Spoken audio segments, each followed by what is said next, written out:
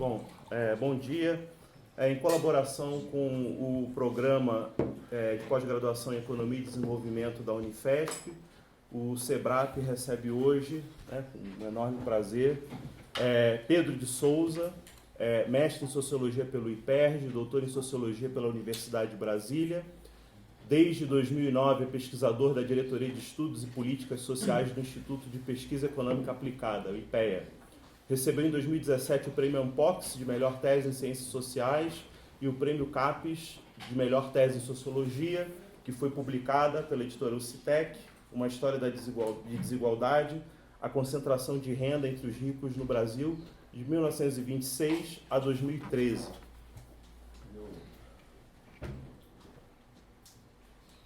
Certo? Bom, então...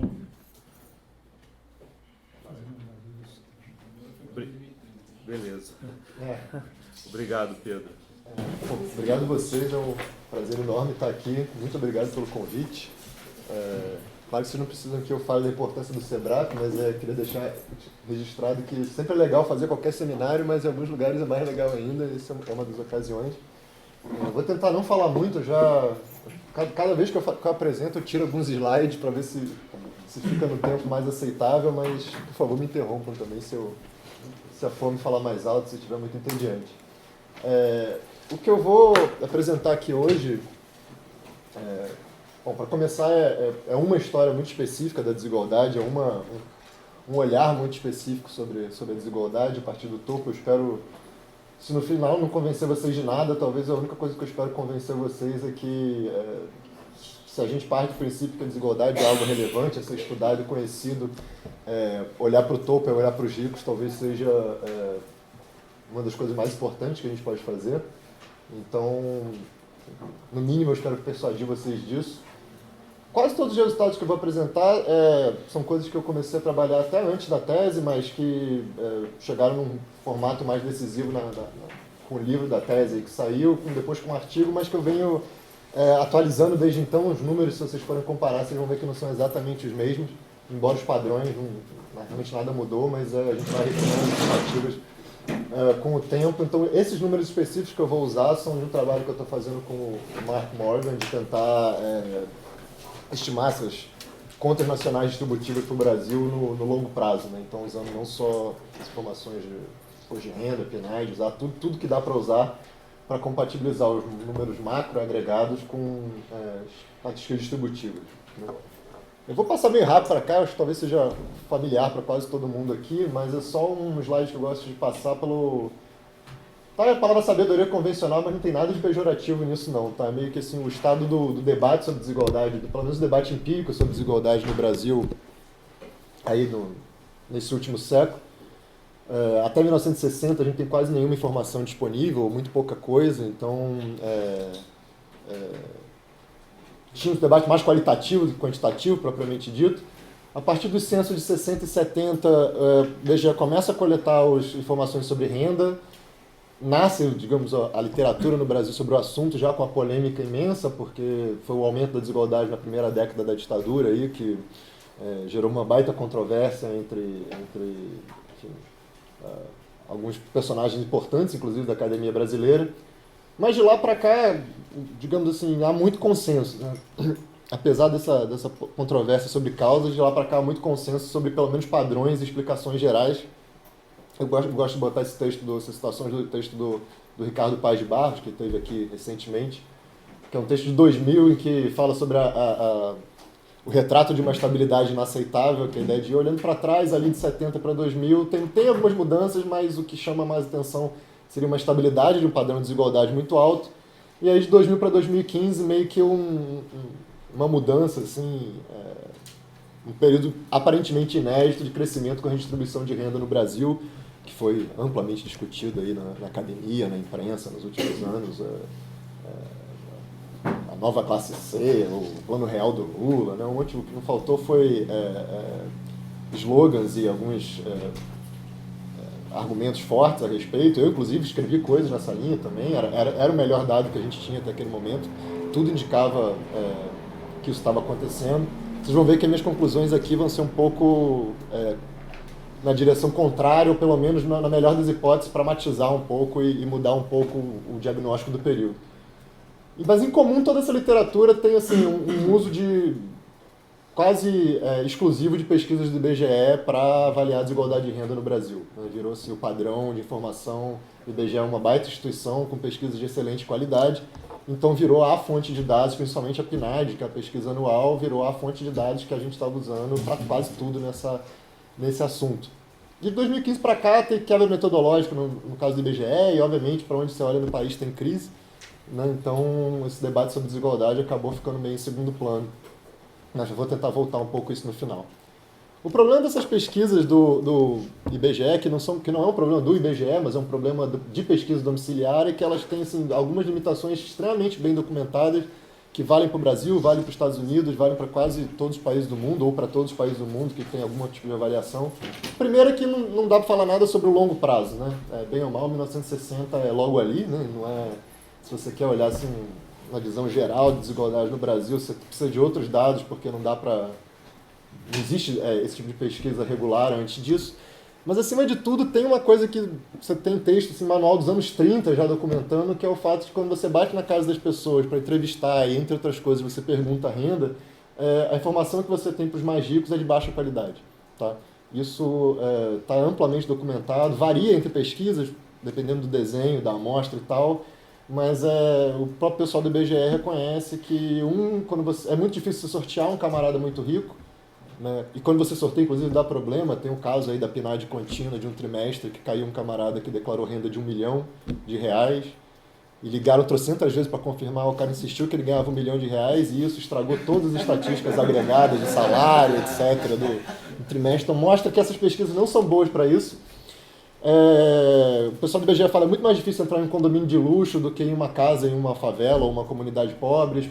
Os ricos têm medo, eles não sabem responder, eles têm constrangimento de responder perguntas sobre renda. Meu pai nem gosta que eu fale isso, mas assim, meu pai está longe de estar nessa coisa, mas ele mesmo me ligou muito orgulhoso para dizer que quando o censo 2010 bateu na casa dele, ele mentiu sobre a renda dele. Então você vê que é uma coisa muito delicada, uma informação delicada, né? E aí a alternativa é voltar a uma prática que era predominante até antes da Primeira Guerra, tá? Que é o uso de imposto de renda para estudar desigualdade. Isso aí o Pareto usou, o Kuznets usou. Então, antes de pesquisa domiciliar virar o padrão ouro de ciências sociais, dados de imposto de renda e afins, não só imposto de renda, eram muito usados. Então, eles têm muitas desvantagens também. No livro em especial eu tento ser muito transparente quanto a isso. Mas para pegar esse pessoal, ou o topo da distribuição de renda, não tem nada melhor até o momento. E aí, então, eu vou basicamente falar de resultados derivados disso e combinados com pesquisas do IBGE para o período que dá para fazer isso, e vocês vão ver que até gera resultados bastante interessantes. Isso aqui era tudo bem, por algum motivo deu uma falha no Adobe, mas era só um exemplo do tipo de dado do agregado que a gente tem depois de renda, não é microdado, tá? São aqueles dados de uma tabela com faixas de renda, número de pessoas e a renda daquela faixa, né? Então, 10 mil pessoas com renda acima de 300 salários mínimos, que tem uma renda acumulada de tanto. E a partir daí você tem que fazer interpolações, combinar com outras coisas, para chegar num número que seja razoável para você usar para falar sobre desigualdade. Eu vou pular isso aqui para não ter problema de tempo. Então, eu vou começar falando do longo prazo, depois eu vou chegando mais perto para o presente, e no final a gente dá aquele momento de futurologia irresponsável, mas que tudo é permitido, né? Com gravação já é mais complicado. Mas, isso aqui só mais para dar um panorama dos dois conceitos de renda que eu vou falar. Tá? Isso aqui é a renda média por adulto no Brasil em reais de 2016. Tá? Eu vou tratar de dois conceitos muito próximos, mas diferentes. Um é a renda monetária, que é quase autoevidente, né? É renda que a gente de fato bota no bolso, né? Então, renda que o cara teria que declarar no imposto de renda, né? Então, a rigor, cobre desde Bolsa Família, vamos botar nesses termos, até rendimentos de capital. Tá? Então, essa é a renda mais intuitiva. Mas a maior parte dos resultados é para a renda total, que é um conceito compatibilizado com contas nacionais, daí a ideia de contas nacionais distributivas, que ele acrescenta a renda monetária, tudo não monetário que está nas contas nacionais, então que entra nas estatísticas de PIB, de crescimento, etc.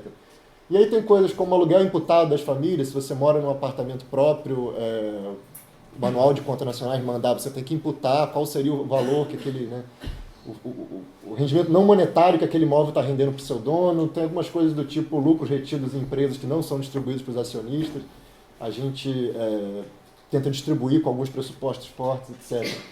Então esse gráfico aqui é só para dar um pouco essa ideia de como evoluiu a média. É evidente que você tem dois períodos muito distintos, um de crescimento constante da renda até 1980, foi um período que o Brasil foi um dos países que mais cresceu no mundo, e de 1980 para cá uma quebra de que a gente nunca conseguiu deixar para trás, né? Na verdade, uma estagnação de longo prazo aí, com idas e vindas. Óbvio que os anos 2000 foram bons, a recessão recente gerou de fato uma década perdida aí, literalmente, né? Porque a renda está crescimento zero, por adulto, né? Pelo menos crescimento zero desde um período de 10 anos. Mas vocês veem que só por aí eu já imaginava que talvez na curva, assim, que eu fosse mostrar a desigualdade, ela refletiria essa dinâmica de alguma maneira, né? Um período de industrialização, crescimento, urbanização e um período de estagnação. Não dá para ver isso no gráfico. Assim, eu achava que ia dar para ver, mas não dá, e vocês vão ver. Isso aqui é um gráfico meio confuso, mas é só para mostrar como o Brasil, nesse período, ele foi ultrapassado por vários países, né? E que eu vou voltar a esses países para mostrar o que aconteceu com a desigualdade nesses países. Então, tem que mostrar aqui, né? O Brasil é essa curva azul aqui, né? Então, em dado momento ali dos anos 50 e 60, Chile, China, Japão, Espanha, todo mundo está mais ou menos no mesmo padrão de renda, nível de renda do Brasil. Hoje em dia a gente está aqui, nossa, a gente já virou o pior da série, e os outros são ali 2 vezes mais ricos do que a gente. Então mostra o preço cobrado aí por 40 anos de relativa estagnação, de novo, da renda por adulto, tá? E a Coreia e a China sendo aí os casos mais recentes de sucesso que deixaram a gente para trás, a China sendo a última aí que já ultrapassou o Brasil. Então, depois a gente vai ver como isso se refletiu em termos de desigualdade, porque tem sempre essa pergunta de a desigualdade talvez cresceu ou não diminuiu, mas não tem como. Se você quer que um país cresça, a desigualdade vai aumentar, enfim. Vamos mostrar que tem muita variação nisso aí também. E aí talvez o slide principal de toda a apresentação da concentração de renda com 1% mais rico no longo prazo. Tá? Como eu falei, esses números não são exatamente iguais a alguns que eu já apresentei antes, por causa dessas mudanças metodológicas. A maior parte delas é pensado para maximizar a comparação com outros países. Em alguns casos, para o Brasil, eu nem sei se elas são melhores, mas enfim, o ponto é que várias definições diferentes geram números um pouco diferentes, mas o padrão é sempre o mesmo. Tá? Você não tem nenhuma tendência de longo prazo, nem de piora, nem de melhora, então a gente não está indo nem rumo ao inferno, digamos assim, o que está em cima sobe, o que está embaixo desce, mas também nada como aquela teoria... aquela versão muito benigna das teorias da modernização clássica, de ideia de diminuição da desigualdade a longo prazo, ou alguma coisa do tipo curva de Kuznets, nada disso dá para ver. Também não consigo ver, assim, nesse gráfico, eu marquei nas linhas, são só as ditaduras, tá? Não é nada além disso, só para ficar mais demarcado.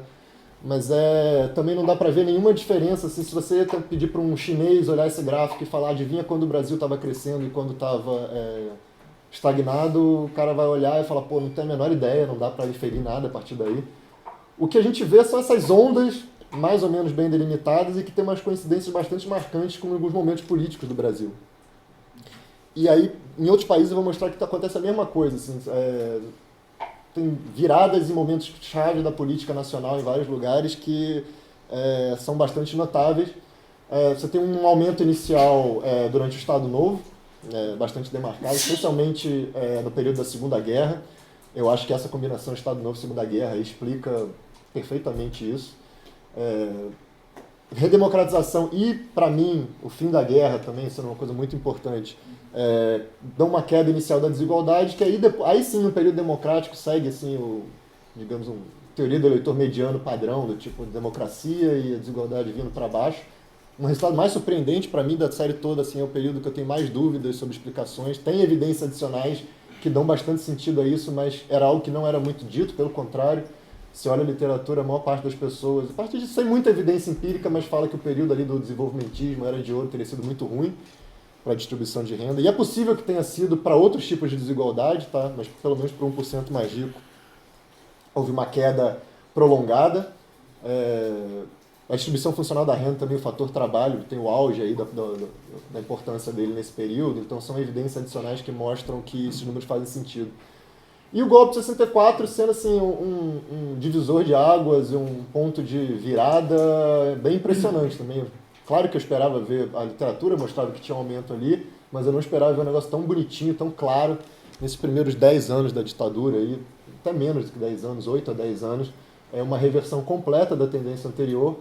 Isso os censos capturaram, então parte da controvérsia da época era isso é efeito só do crescimento econômico do milagre, porque está demandando muita gente de alta escolaridade e você demora para formar novos engenheiros, etc. Ou, como argumentava autores como lá, o Rodolfo Hoffmann, o Edmar Baixa, o Malan na época, o Fischler, que isso era, na verdade, decorrência principalmente do ajuste do PAEG e das políticas do governo militar. Né? E os dados do imposto de renda sustentam muito essa segunda interpretação, vão muito contra a linha do Langoni de não, isso é só uma questão de crescimento, na verdade, um efeito colateral de uma coisa boa que é o crescimento, porque a maior parte do aumento da desigualdade acontece antes do milagre propriamente dito. De novo, na passagem do Médici para o Geisel, você tem uma queda da desigualdade e começa a ter muita volatilidade aí. Né? Eu acho que tem a ver com políticas específicas da era Geisel, especialmente a política salarial ficou bem menos restritiva, mas a inflação começa a crescer nesse período e ela começa a dar muito ruído nos dados também. Você medir renda em períodos de alta inflação é uma coisa muito complicada. A gente teve que tentamos diminuir até essa influência desse ruído dentro do possível, mas nos anos 80, por exemplo, fica muito difícil, um ponto que é quase impossível você saber qual era a renda das pessoas quando a inflação dispara. Mas uma moral da história é que você tem um período de muita volatilidade e aí nos anos 80 uma piora de novo, que também é compatível com outras fontes de dados. E aí a gente vai para o período da estabilização, uma queda ali do patamar da desigualdade, eu acho que tem muito a ver com essa diminuição do ruído também. E com o tempo uma leve tendência de piora aí nos últimos 20, 30 anos, né? Pelo menos da concentração no topo. Se você olhar para a renda monetária, é uma piora menor do que para a renda total. Tentando fazer assim, outras escolhas metodológicas, eu consigo mudar um pouco esses resultados. Na melhor das hipóteses, eu consigo deixar essa linha aqui... Cadê? Opa, é o contrário, né? De cabeça para baixo. Essa linha aqui eu consigo deixar ela bem mais reta, assim, fazendo umas hipóteses meio extremas, mas o ponto é que eu nunca consegui, na especificação nenhuma, ver uma queda da desigualdade nesse período. Então isso por mais que a gente queira achar, pode não ser aumento, pode ter outras coisas aí, Receita Federal pode estar ficando um pouco melhor, mas assim, a conclusão mais conservadora e mais sólida que dá para ter, assim, definitivamente não dá para ver queda na desigualdade no topo, ao contrário do que Nades e afins mostravam.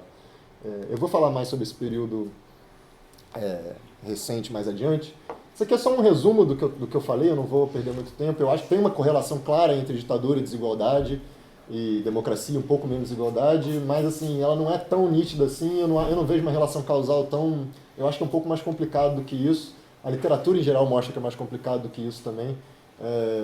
O resumo da frase que eu sempre repito é assim, não só no Brasil, tá? Esse padrão você vê em outros países também, mas em geral a ditadura é melhor para aumentar a desigualdade do que a democracia para diminuir a desigualdade. Isso é um padrão até... você vê isso no Chile, você vê isso em vários outros lugares parecido, tá? Uma comparação internacional rápida com países ricos. Tá? Então vocês veem que alguns pontos-chave aí. Claro que a desigualdade no Brasil é muito maior, não causa surpresa nenhuma.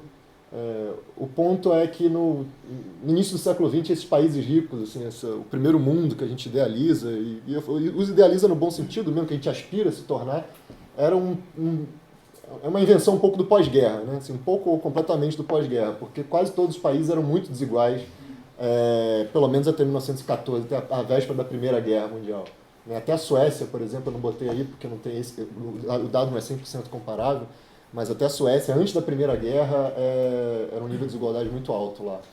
E, na verdade, esses países eles se tornaram igualitários num susto. Assim. Não foi um processo muito... Não foi, aliás, em nenhum lugar do mundo a gente conhece um processo assim, de um país que tenha saído aqui de onde está o Brasil, e tenha chegado ao longo de 40, 50 anos, assim, devagar e sempre, num ritmo legal, em democracia, tudo perfeito, até onde está a França. Assim, não existe isso. O que acontece são essas quedas, vocês veem ali durante a Segunda Guerra Mundial, França e Japão especialmente, de repente a distribuição de renda no país muda de um jeito brutal e súbito. Tá? Isso está muito nos trabalhos do Piketty, dessa turma toda, está extremamente bem documentado. Isso tem a ver com a destruição da guerra, mas na verdade a destruição da guerra é o menor dos problemas. Né? Por exemplo, os Estados Unidos não deveria sofrer nenhuma destruição direta da guerra e cai. A explicação maior parece... Bom, a inflação ajuda muito, porque quase nada era indexado, mas assim, um conjunto de políticas muito específicos para garantir a legitimidade do esforço de guerra e do sacrifício das pessoas de mandarem os filhos irem lá morrer no campo de batalha. Então, imposto sobre renda, sobre heranças, controle salarial, reforma agrária, etc. Esses países, quase todos eles, num período muito curto, implementaram um monte de medidas extremamente radicais para os padrões atuais. E aí, de lá para cá, assim, em alguns países você continua tendo uma redução da desigualdade, mas o que chama atenção é esse descolamento dos Estados Unidos em relação aos outros. Né? Os Estados Unidos, os países anglófonos, eles têm esse padrão um pouco a partir dos anos 70, 80, ali na alvorada da era Reagan, a desigualdade começa a subir bastante. Mas na maior parte da Europa continental, no Japão e em alguns outros lugares, você vê, na verdade, uma estabilidade no nível bem baixo. Tá? Você pode ver até algum aumento, mas não muda em relação ao patamar histórico. E o Brasil lá nas cabeças, os Estados Unidos se esforçando muito para virar um país mais brasileiro. Aqui, só para ir muito rápido, só para os países não ricos, a gente não tem dado de longo prazo comparável para país pobre. Né? Então, eu botei os poucos que tem, os dados da Argentina são muito precários, tem buraco na série, vocês veem que aqui no meio a gente não sabe. Aqui a série para em 2004. Mas, assim, eu não vou entrar muito nos porquês, mas o paralelo da trajetória da Argentina com o Brasil até os anos 50 eu acho bastante marcante. 50, 60, um momento político muito parecido nos dois países também. E Índia e Rússia, assim, a Rússia depois da abertura do regime, do colapso da União Soviética, uma disparada da desigualdade, e a Índia também sendo um caso clássico de reformas liberais que trouxeram muito mais crescimento, mas que também trouxeram muito mais desigualdade, e aí fica meio ao gosto do freguês de como avaliar isso, né, se isso é bom ou ruim. Mas o ponto é que esses três países para os quais a gente tem dado muito longo prazo mostram que também, assim, durante a maior parte do século XX, eles eram muito menos desiguais que o Brasil e hoje já estão ali perto da gente, mas embora um pouco abaixo ainda. Então, para resumir, isso não alongar muito a apresentação, essa parte do Brasil ser campeão mundial da desigualdade, eu vou voltar isso mais adiante. A gente tem uma megalomania de que a gente tem que ser melhor ou pior nas coisas e, sim, definitivamente não somos. Né? Tem um problema de dados omitidos aí, de países horríveis que a gente não tem informação, etc. Mas para quem a gente tem informação, certamente o Brasil está entre os piores, digamos assim. E essa coisa de quando nos tornamos mais desiguais é uma discussão que pessoalmente me interessa muito, que é uma hipótese do Jeffrey Williamson recente, essa ideia de hipótese com muito pouco dado, mas instigante o suficiente, de falar, olha, o problema da América Latina não é o passado colonial. Né? Tipo, era muito desigual, chegou uma sociedade escravocrata, latifundiária, etc. Sim, com certeza, mas os países ricos também eram horríveis até o início do século XX. Então, em termos comparativos, o que deixou a América Latina anormal foi o século XX. Né? Teve os países ricos passaram pelo chamado um grande nivelamento, que eles ficaram muito menos desiguais, e a América Latina não. Né? Eu acho que tem um monte de ressalva nessa hipótese, até o fato de que a gente teve um mini nivelamento ali que os golpes militares abortaram, né, no Brasil e em alguns outros lugares, mas eu acho que tem alguma evidência também, embora a gente já fosse mais desigual, certamente no início do século XX a diferença era menor em relação aos países ricos. Tá? Estou voltando para frente. A partir disso aí eu tenho uma interpretação minha, que eu nunca sei quanto tempo eu passo falando dela, porque eu acho que os resultados são muito mais interessantes do que o que eu tenho do que o meu trololó, para ser sincero. Mas, assim, tentar entender um pouco por que você tem esse padrão que o próprio Walter Scheidel fala dos cavaleiros do apocalipse, né? Que a desigualdade só cai com tragédias, etc. Por que a gente tem esse padrão, né? Ao contrário de tudo que se esperaria. E eu tento ter uma interpretação a partir disso de tentar explicar um pouco a inércia da desigualdade, porque para mim está claro que tem um filtro institucional fortíssimo que vai determinar essas idas e vindas da desigualdade. Não é para dizer que o grau de urbanização, de industrialização, etc. não importa, mas esses condicionantes estruturais eles são filtrados de um jeito muito forte em todos os países pelas políticas e pelas instituições. E basta ver aqui um exemplo muito claro, que é evidente que Estados Unidos, França e Japão são países igualmente desenvolvidos, igualmente expostos à globalização, igualmente expostos a avanço tecnológico, e em alguns lugares você tem um aumento muito grande de desigualdade, em outros não. Então é evidente que tem uma margem de manobra muito grande. E isso traz, quando você olha a experiência internacional, traz um grande ceticismo em relação à capacidade da democracia de um estado de bem-estar social de fato promover a redistribuição.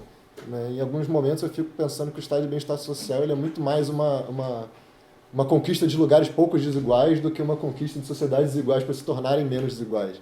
Né? E isso porque, assim, é muito fácil para os ricos, se você pensar que tem muito menos problemas de ação coletiva, muito mais recursos à disposição, é muito fácil para os ricos conseguirem reverter ou amenizar perdas o tempo todo, dado o conjunto de políticas contraditórias que a gente tem em qualquer Estado moderno. Né? E a própria ideia de processo democrático como uma barganha e um tomar lá da cá permanente facilita isso. Né? Essas reformas gradualistas elas podem ser revertidas a qualquer momento e eu acho que, não vou entrar em mais detalhes sobre isso, mas acho que é por isso que você vê a inércia da desigualdade em muitos países. Ao passo que a inclusão dos mais pobres, no sentido de se aumentar a renda absoluta e relativa dos mais pobres e dar acesso a serviços, ela é politicamente muito mais fácil e muito mais rentável eleitoralmente do que o embate redistributivo de fato, a partir do topo. Né? E é claro que eu acho que, como vocês vão ver, para mim a era Lula é um exemplo clássico disso e que tem muitos méritos, inclusive. Não estou dizendo que isso não é para ser pejorativo necessariamente em relação a isso. E essa ideia de que as mudanças no topo elas ocorrem a partir das crises e tragédias políticas institucionais muito intensas, né? Segunda Guerra, Revolução Russa, acontecimentos semelhantes, mostra que naquele momento que não dá mais conseguir com o business as usual, que você tem que está no momento de ou vai ou racha e de repente uma turma consegue pela força ou pela política carta branca para redesenhar as instituições de um país e refundar um país com muitas aspas, aí você vê mudanças de desigualdade muito rápidas e para cima ou para baixo, tá? Vocês podem ver na Índia, na China, lugares de abertura muito rápido foi feito com uma mudança para cima, nos Estados Unidos idem, nas ditaduras brasileiras idem. Na Segunda Guerra foi o contrário, né? Foi uma mudança para baixo. E isso tem muito a ver com a necessidade de legitimação e de mobilização popular diante do impasse. Né? O que gera alguns diagnósticos muito ruins. Assim. Tem um livro muito bom chamado Taxing the Rich, que faz um argumento bem parecido, e que eu juro que eu só li depois, mas é legal, seria um argumento muito parecido, muito interessante, que ele fala assim, tributação pesada e progressiva sobre os mais ricos em termos de herança e renda, foi um subproduto desse período de guerra e de necessidade de você ter uma mobilização em massa de exército. E nunca mais a gente vai ter isso, porque mesmo que tenha uma outra guerra mundial, você não vai precisar mais mandar 300, 400 mil soldados lutarem, você provavelmente vai ter um grau de mecanização muito mais alto, então é muito difícil que esse fenômeno venha a se repetir. Tá? Eu não vou parte do Estado Novo, o golpe, eu acho que de 64, acho que dá para ilustrar isso com muitas políticas mais concretas, a gente pode discutir isso depois, mas eu vou pular um pouco para o curto prazo, e aí o curto prazo eu estou sendo extremamente... tenho uma licença poética tremenda com esse prazo, porque eu estou pegando o período desde da redemocratização, por assim dizer, que é um período legal porque dá para combinar o imposto de renda com a PNAD, né? E tentar ver a distribuição de renda ao longo de toda a distribuição, né? E basicamente, assim, óbvio que quem olha isso de longe fala, pô, tem nada mudando aí ao longo do tempo, né? Tá tudo muito estável e um grau de concentração no topo gigantesco, né? Então, bater no olho aqui, você fala, olha, não tem como esse país ser muito menos desigual se aquela linha de cima ali não mexer, né? Se a fração que está concentrada ali nos mais ricos não for reduzida, se você só distribuir entre essa turma aqui, vai ter um limite muito rápido, não vai dar, não tem tanta renda aqui com essa turma. Mas, assim, tem duas tendências de longo prazo aí que eu acho que vale a pena ser mencionadas, né? Primeiro, assim, que se a gente olhar primeiro os últimos 10, 20 anos, o que se vê é que, como eu mostrei, os mais ricos ali, os 10% mais ricos aumentaram a fração da renda deles. Esse efeito ele é quase inteiramente ditado pelo 1% ou pelos 5% no máximo. Então, nesse caso, para esse gráfico, até os 10% já é um recorte um pouco grande demais. Acho que no futuro eu vou mudar ele. Eu estou chamando essa turma de ricos aí, eu acho que dá para chamar de ricos sem nenhum pudor mesmo.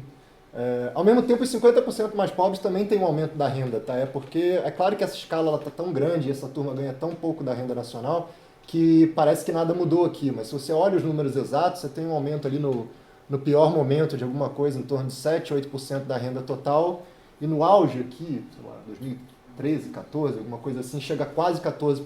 Então, assim, uma variação que não é gigantesca, mas é importante, existe, e claro que quem tem renda tão baixa assim se torna mais importante ainda.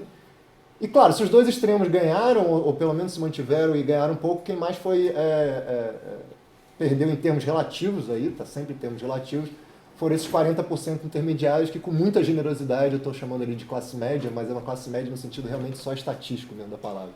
Não tem nenhuma pretensão de também tentar explicar nada a partir disso aqui mecanicamente, assim, aquelas perguntas, mas será que julho de 2013, não sei o que, vem disso aí? Pode ser, mas eu não vou me arriscar. Assim, como pessoa física eu tenho a minha opinião, mas assim, extrapolar a partir desses dados me parece uma certa temeridade, embora assim, dá para fazer e é interessante, importante pensar, mas aqui eu prefiro me abster disso. Então, esse pessoal aí que perdeu, então, na verdade, assim, não é que tudo foi horrível, só a concentração no topo aumentou, os mais pobres também conseguiram aumentar a fatia deles, mas, de novo, um tipo de redistribuição que tem limites muito evidentes se você quer tornar o Brasil menos desigual, e não vai muito longe, né, se for só assim. Isso aqui olhando só dentro dos 10% mais ricos, eu também não vou perder tanto aqui dentro, mas é só para mostrar que, como eu falei, ali se você tirar o 1% mais rico, se tirar até o 5% mais rico, você vê também uma tendência de queda. Então, é o topo do topo mesmo que ganhou e a base. Né? Não os 10% talvez seja um recorte até generoso ou grande demais. E aí, só para dar um pouco a cara de quem é essa turma, né? Esses extratos, a gente consegue imaginar mais ou menos, mas dado que o Brasil é muito mais pobre do que a gente imagina na vida cotidiana, né? A gente mesmo trabalhando com esses dados, às vezes bate o olho e fala, nossa, é isso mesmo? Não é isso mesmo, fiz a conta certa. Então, são os valores para caracterizar a renda que você tem que ter para pertencer a esses diferentes estratos. Tá? Isso é só renda monetária, para ficar mais fácil, por mês, em valores de 2015. Então, para ficar mais fácil aí de todo mundo se colocar e pensar onde é que se encaixa na distribuição. E é óbvio que o que chama muita atenção aí é que para estar nos 10% mais ricos no Brasil, uma renda já bastante baixa já te bota lá. Né?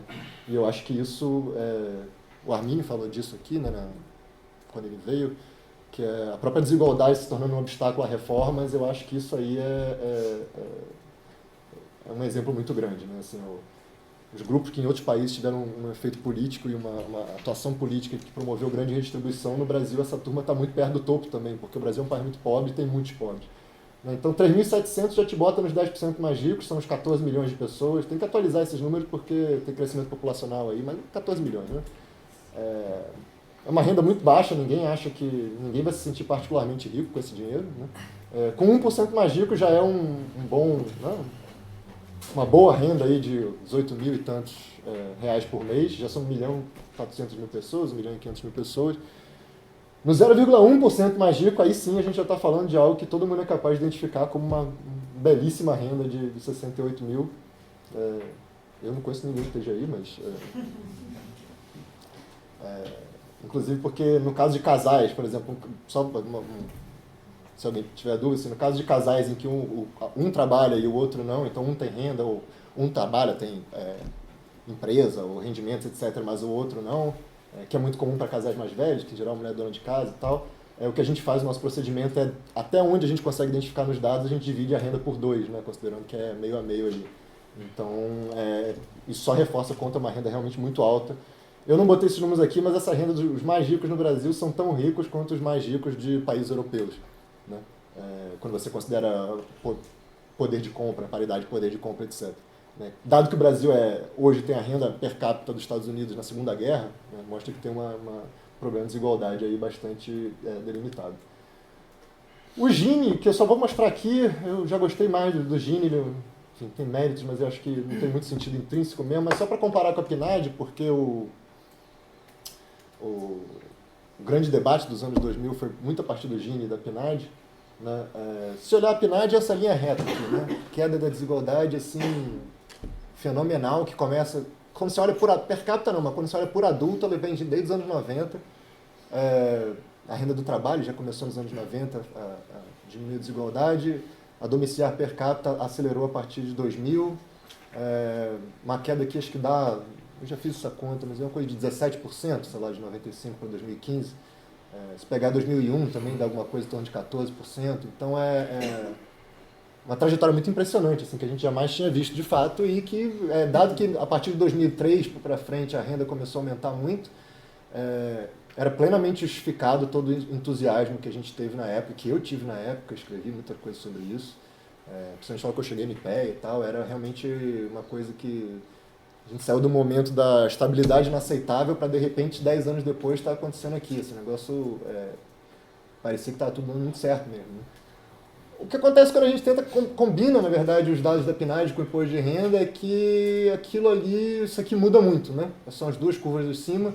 Se a gente olhar a renda total, a desigualdade fica meio que no 0 a 0.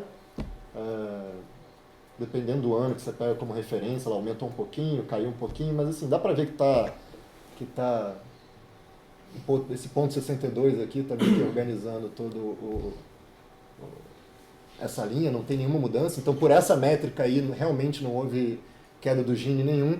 Mas se olhar só a renda monetária, que vai lá, é a renda que a gente realmente pensa quando a gente pensa em desigualdade, aí, de fato, houve alguma queda, mas uma queda que...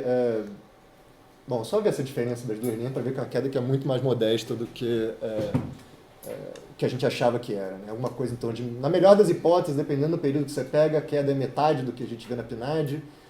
Se você pega um período mais longo, ela é menos de um terço. Então, isso aí varia. Acho que corrobora. Eu já fiz essa conta a gente já mudou a metodologia trocentas vezes e tal, e nunca chega num resultado muito diferente. Né? Então, já filtra dado depois. Enfim, dá para fazer o diabo aí. Eu nunca consigo fazer esse diabo se alguém chegar aqui. O que mostra a robustez dos resultados. Então, de fato, ninguém nega que houve crescimento da renda, ninguém nega que houve uma redução substantiva da pobreza, super importante. Ninguém nega que a renda dos mais pobres aumentou um pouco mais, mas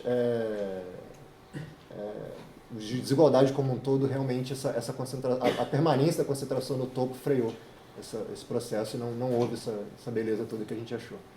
Né? Então, eu boto assim, essas conclusões em negrito, assim, as mais conservadoras, acho que já são, repetindo um pouco do que eu falei, e, de novo, em termos relativos e absolutos, tem uma diferença grande. De novo, eu não quero menosprezar os ganhos absolutos, não, porque num país que estava há 40 anos, mais ou menos, sem crescer, os ganhos absolutos são fundamentais. Né? Aí, por quê? Por que deu gerou essa confusão toda? E como a gente entende isso? Né? Na verdade, acho que tem dois aspectos da coisa, assim, um metodológico e um substantivo. O metodológico é que essas pesquisas domiciliares, eu não tenho nenhuma dúvida que elas estão ficando cada vez piores ao longo do tempo, e isso é documentado para vários países, tá? Nos Estados Unidos, vários lugares, assim, taxa de não resposta aumentando, qualidade das informações diminuindo, declaração de participação em programa social está piorando, enfim. O mundo está mudando e esse tipo de ferramenta de pesquisa está se tornando um pouco obsoleto. Tá? Acho que é bastante seguro afirmar que em 10, 15 anos talvez pesquisa domiciliar não exista mais, pelo menos no formato que a gente conhece hoje. A gente vai ter que inventar um jeito de... Países muito formalizados conseguem substituir por registro administrativo meio sem problema, né? Mas países como o Brasil vão ter que inventar um jeito de resolver esse problema. Quando você olha que esses números, por exemplo, isso significa que na PNAD, comparar em 2015, PNAD e imposto de renda, se olhar assim, quanto você precisa ganhar para estar nos 5% mais ricos? O imposto de renda é 25% maior do que na PNAD. Você fala, ok, subestima, mas é uma subestimação razoável. O problema é quando você olha quanto você precisa para estar no 1% mais rico. Aí a diferença já sobe para 45%. Então o cara do imposto de renda já ganha 45% a mais na PNAD. Já é uma diferença muito maior. Quando você chega ali no topo do topo, já é 66%. Então realmente o grau de... E isso no tempo está se tornando cada vez pior. Então é difícil saber para onde a gente vai. Mas do ponto de vista substantivo, assim, tem muitas causas plausíveis que explicam por que conseguiu acomodar os mais pobres e melhorar a vida deles e redistribuir algum grau, e ao mesmo tempo a elite econômica, vamos dizer assim, se protegeu. Eu não tenho como, e para ser muito sincero, não há dados para avaliar e dizer, olha, isso aqui, o primeiro item foi 10% a explicação, o segundo item é 20%, o terceiro... Não dá para fazer esse cálculo. O que dá para ver é que assim, tem todos esses argumentos que apontariam nessa direção e eu acho todos eles extremamente plausíveis e tenho certeza que a contribuição de todos eles é maior do que zero, mas eu não sei quantificar exatamente. Tá? Porque a gente também não tem informação. A gente vai até... se quiserem depois no debate a gente falar sobre disponibilidade de microdados, informação, transparência, que é uma coisa que o Brasil está ficando para trás, né? E, evidentemente, esse último ponto também é importante, porque isso dá para a gente ver, de fato, é a única coisa que dá para ver nos dados de imposto de renda que a gente tem, que é cada vez mais o fenômeno de pejotização e elisão fiscal, que é legal, né? Não é algo ilegal, estão fazendo com que a renda dos mais ricos seja cada vez menos renda tributável no topo da distribuição, né? A mudança de rendimentos isentos, então, estão explodindo, já eram muito altos, já era 90% dos rendimentos dessa turma muito rica, já é isenta, e esse número está aumentando cada vez mais por causa de brechas na tributação da renda. Meu ponto é que, assim, por tudo isso, a ideia de um novo contrato social, acho que é um paper que defendeu isso de um jeito bastante otimista e que, na época, parecia muito persuasivo, mas da ideia que, pós anos 90, o Brasil tinha entrado nos eixos e, assim, nosso contrato social tinha sido atualizado, a gente prioriza de redistribuição, mais disciplina fiscal. É claro que em 2019 isso já não convence mais ninguém, mas, assim, quando eu comecei a escrever a tese ainda era algo bastante defensável, mas, assim, esses números mostram que mesmo se nos últimos 4, 5 anos a coisa já desandou, acho que mesmo no período anterior não dava para falar nisso, né?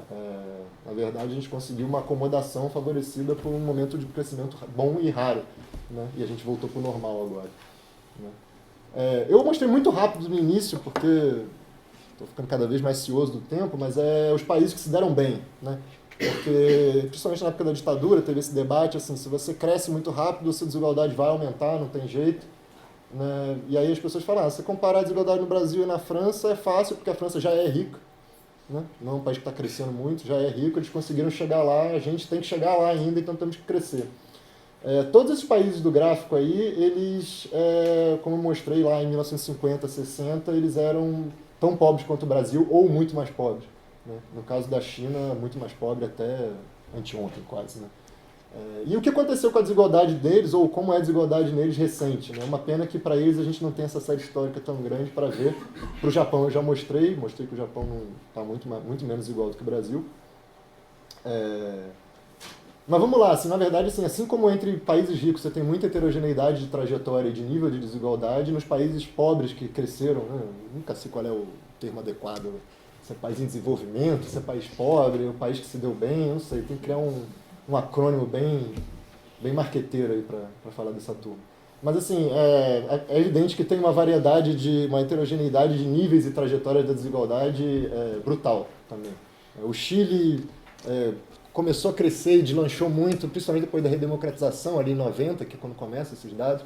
Então, o Chile vem crescendo desde 90 bem, e o próprio Chile tem 2 períodos muito diferentes, ou mais ou menos diferentes, de trajetória da desigualdade, primeiro conseguindo crescer com redução e depois crescer com aumento. E no caso do Chile tem muito a ver com ser um país que depende muito do mercado mundial, de exportação de cobre e minérios em geral, e o boom dos anos 2000 aí tem um papel importante nisso.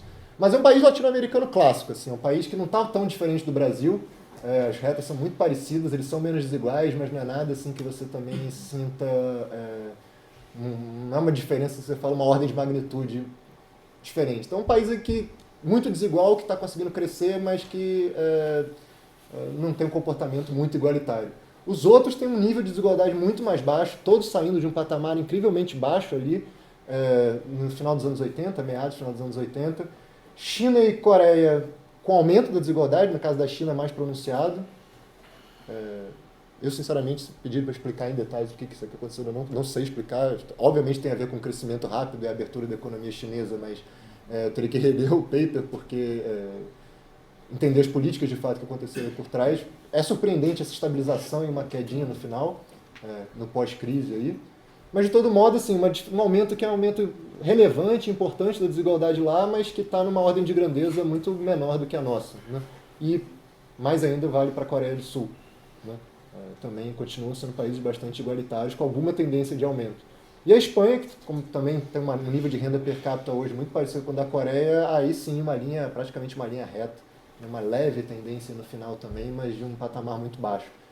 Então, na verdade, muita heterogeneidade, tudo bem, você pode até falar que a maior parte dos países do mundo tem alguma tendência de aumento da desigualdade, da concentração no topo, Mas, assim, é uma tendência relativamente comum, mas, assim, em alguns países se aumenta 2, 3 pontos, em outros se aumenta 10, 15, 20. Então, é uma amplitude muito grande. Né? E o nível varia muito. E isso aqui é o último slide de dados mesmo, só para vocês terem uma noção dessa, digamos assim, do que seria o padrão mundial da desigualdade, pra gente, onde a gente poderia chegar, onde a gente gostaria de chegar e tal. O eixo horizontal é o log da renda por adulto, tá? Só para facilitar a escala, mas então mais ricos estão aqui, mais pobres estão para lá. E o eixo vertical é a fração que está no 1% mais rico. Em tese, assim, são os dados mais comparáveis que a gente consegue ter. Tudo isso aqui é baseado em contas nacionais, imposto de renda, etc. Né? Assim, tentar achar uma relação unívoca entre renda e fazer uma reta assim, bonitinha e falar, olha, quanto mais rico, menos desigual, etc., é impossível. Está bem claro, tem uma dispersão gigantesca. O que a gente tem, assim, é uma situação que é a situação modal do mundo, típica. Tem uma turma que é a turma de exceção e aí tem o Brasil. Né? É um pouco que é isso aqui, né? Até recentemente quase todos estavam aqui, então são no total 61, 62 países, já não me lembro mais, 61, eu acho. Nesse gráfico, 42 desses 61 estão aqui entre 5% e 15%. Não tem nenhum país que os mais ricos, que 1% mais rico tenha menos de 5% da renda nacional. Tá? Não tem, nunca teve, nunca vimos em nenhuma base de dados, na verdade. Mesmo o survey também mostra uma coisa assim. Mas a maior parte dos países tem entre 5% e 15%, países de todos os tipos. A Noruega está aqui, um país super rico. Aquele outro lá, na rabeira de todos, é Moldova, se não me engano. Os suspeitos de sempre estão aqui, França, Japão, Alemanha, Nova Zelândia, Austrália, Finlândia, está todo mundo aqui nesse grande meio, digamos assim. Tem muita variação, óbvio que tem muita diferença de você estar aqui embaixo ou estar ali em cima, mas vamos simplificar e dizer que esse é o normal do mundo. Tá? País pobre, país rico, está todo mundo nessa situação. Essa parte do gráfico aqui, até outro dia, ela tinha muito poucos pontos. Você tinha Colômbia, África do Sul, Estados Unidos e só, praticamente. Mas nos últimos anos o pessoal lá do Piketty conseguiu fazer um trabalho super surpreendente para mim, na verdade, de ter dados de países do Oriente Médio, principalmente. E aí os países do Oriente Médio encheram muito isso aqui, né? Você vê Iraque, Kuwait, Arábia Saudita, enfim. Pequenos estados de exportadores de petróleo que têm a desigualdade muito alta, não é exatamente o Kuwait, não é aquele país que você pensa, nossa, é um paraíso igualitário, né? Assim, os países de Sheik, né? São 17 países, né? Então não dá para dizer que isso é exatamente raro, mas é bem menos comum do que isso aqui. Né? E aí, além dos 25%, na base até hoje, pelo menos, a gente só tem 2 pontos, né? A gente e o glorioso Catar, que conseguiu tirar da gente aí a liderança desse ranking. Mas são os únicos 2 pontos que estão em cima dessa. E aí tudo bem, você pode falar assim, os dados são comparáveis, mas não são perfeitamente comparáveis, tem um certo ruído, talvez o Brasil devesse estar um pouco abaixo, talvez o nosso dado seja um pouco melhor do que o outro. Tudo bem, eu concordo com tudo isso, assim, realmente. Mas o ponto é que, vai lá, se a gente estivesse um pouco para baixo, a gente estaria aqui, assim, um pouco acima de 25, a gente ainda estaria acima até dos padrão dos outliers, né? Seriam outliers dos outliers, tudo isso, na verdade, até tem um lado bom, assim, digamos, para ser bem poliano da coisa, assim, é difícil também imaginar piorar muito, né? Porque, assim, assim, teria que fazer um gráfico, eu estaria aqui no teto, assim, né? Então, e eu tenho certeza que tem muitos países no mundo que a gente não tem informação e que estariam piores do que a gente, tá? Por isso que essa coisa de ser campeão mundial da desigualdade é uma bobagem, porque os lugares realmente ruins a gente não tem informação, então e sempre vai ser assim, mas para o que a gente tem já é um conjunto de países bem razoável, a gente está muito mal em nível. Então, assim, para engatar com a parte irresponsável e muito rápida do futuro, a lição é que a gente não melhorou tanto quanto a gente achou que tinha melhorado, ou não melhorou quase nada, e a gente está muito ruim na fita, né? Então, de onde se conclui que meus 2 slides sobre o futuro não vão ser lá a coisa mais otimista do mundo, né? Então, mas vou deixar a maior parte para o debate, para não gastar muita paciência de vocês, mas o ponto é o seguinte, o problema não é exatamente técnico, assim, claro que A maior parte das propostas, das ideias que circulam por aí são coisas incrementais e graduais. Ninguém, felizmente, está sugerindo fazer... Vamos tentar a Revolução Bolivariana de novo, né? Acho que já não deu muito certo, então... Mas, assim, propostas tem muitas coisas que, se não transformaria o Brasil na França, e acho que esse é um ponto muito importante, não tem nenhuma proposta, nada que a gente consiga pensar que seja assim, se mudar o imposto de renda, a desigualdade no Brasil resolve o problema. Assim, eu tenho um certo medo das expectativas excessivas que... Quando você tenta vender uma reforma, você tem que fingir que aquilo ali vai resolver tudo do mundo. Né? A reforma da Previdência vai fazer o Brasil virar a China, a reforma tributária vai fazer o Brasil virar a França. Mas é muito fácil ficar decepcionado, né? Porque não vai fazer, assim, não vai mesmo. Não tem nenhuma política sozinha vai resolver esse problema. Assim, vai diminuir, mas não vai levar o Brasil para o Brasil, não vai virar a Europa assim, e teria que ter muitas reformas incrementais ao mesmo tempo, e é quase impossível vislumbrar isso acontecendo, todas na mesma direção redistributiva. Mas o ponto é que propostas tem, o problema é que você tem um beco sem saída político aí, institucional, que aí eu não vejo muita saída, né?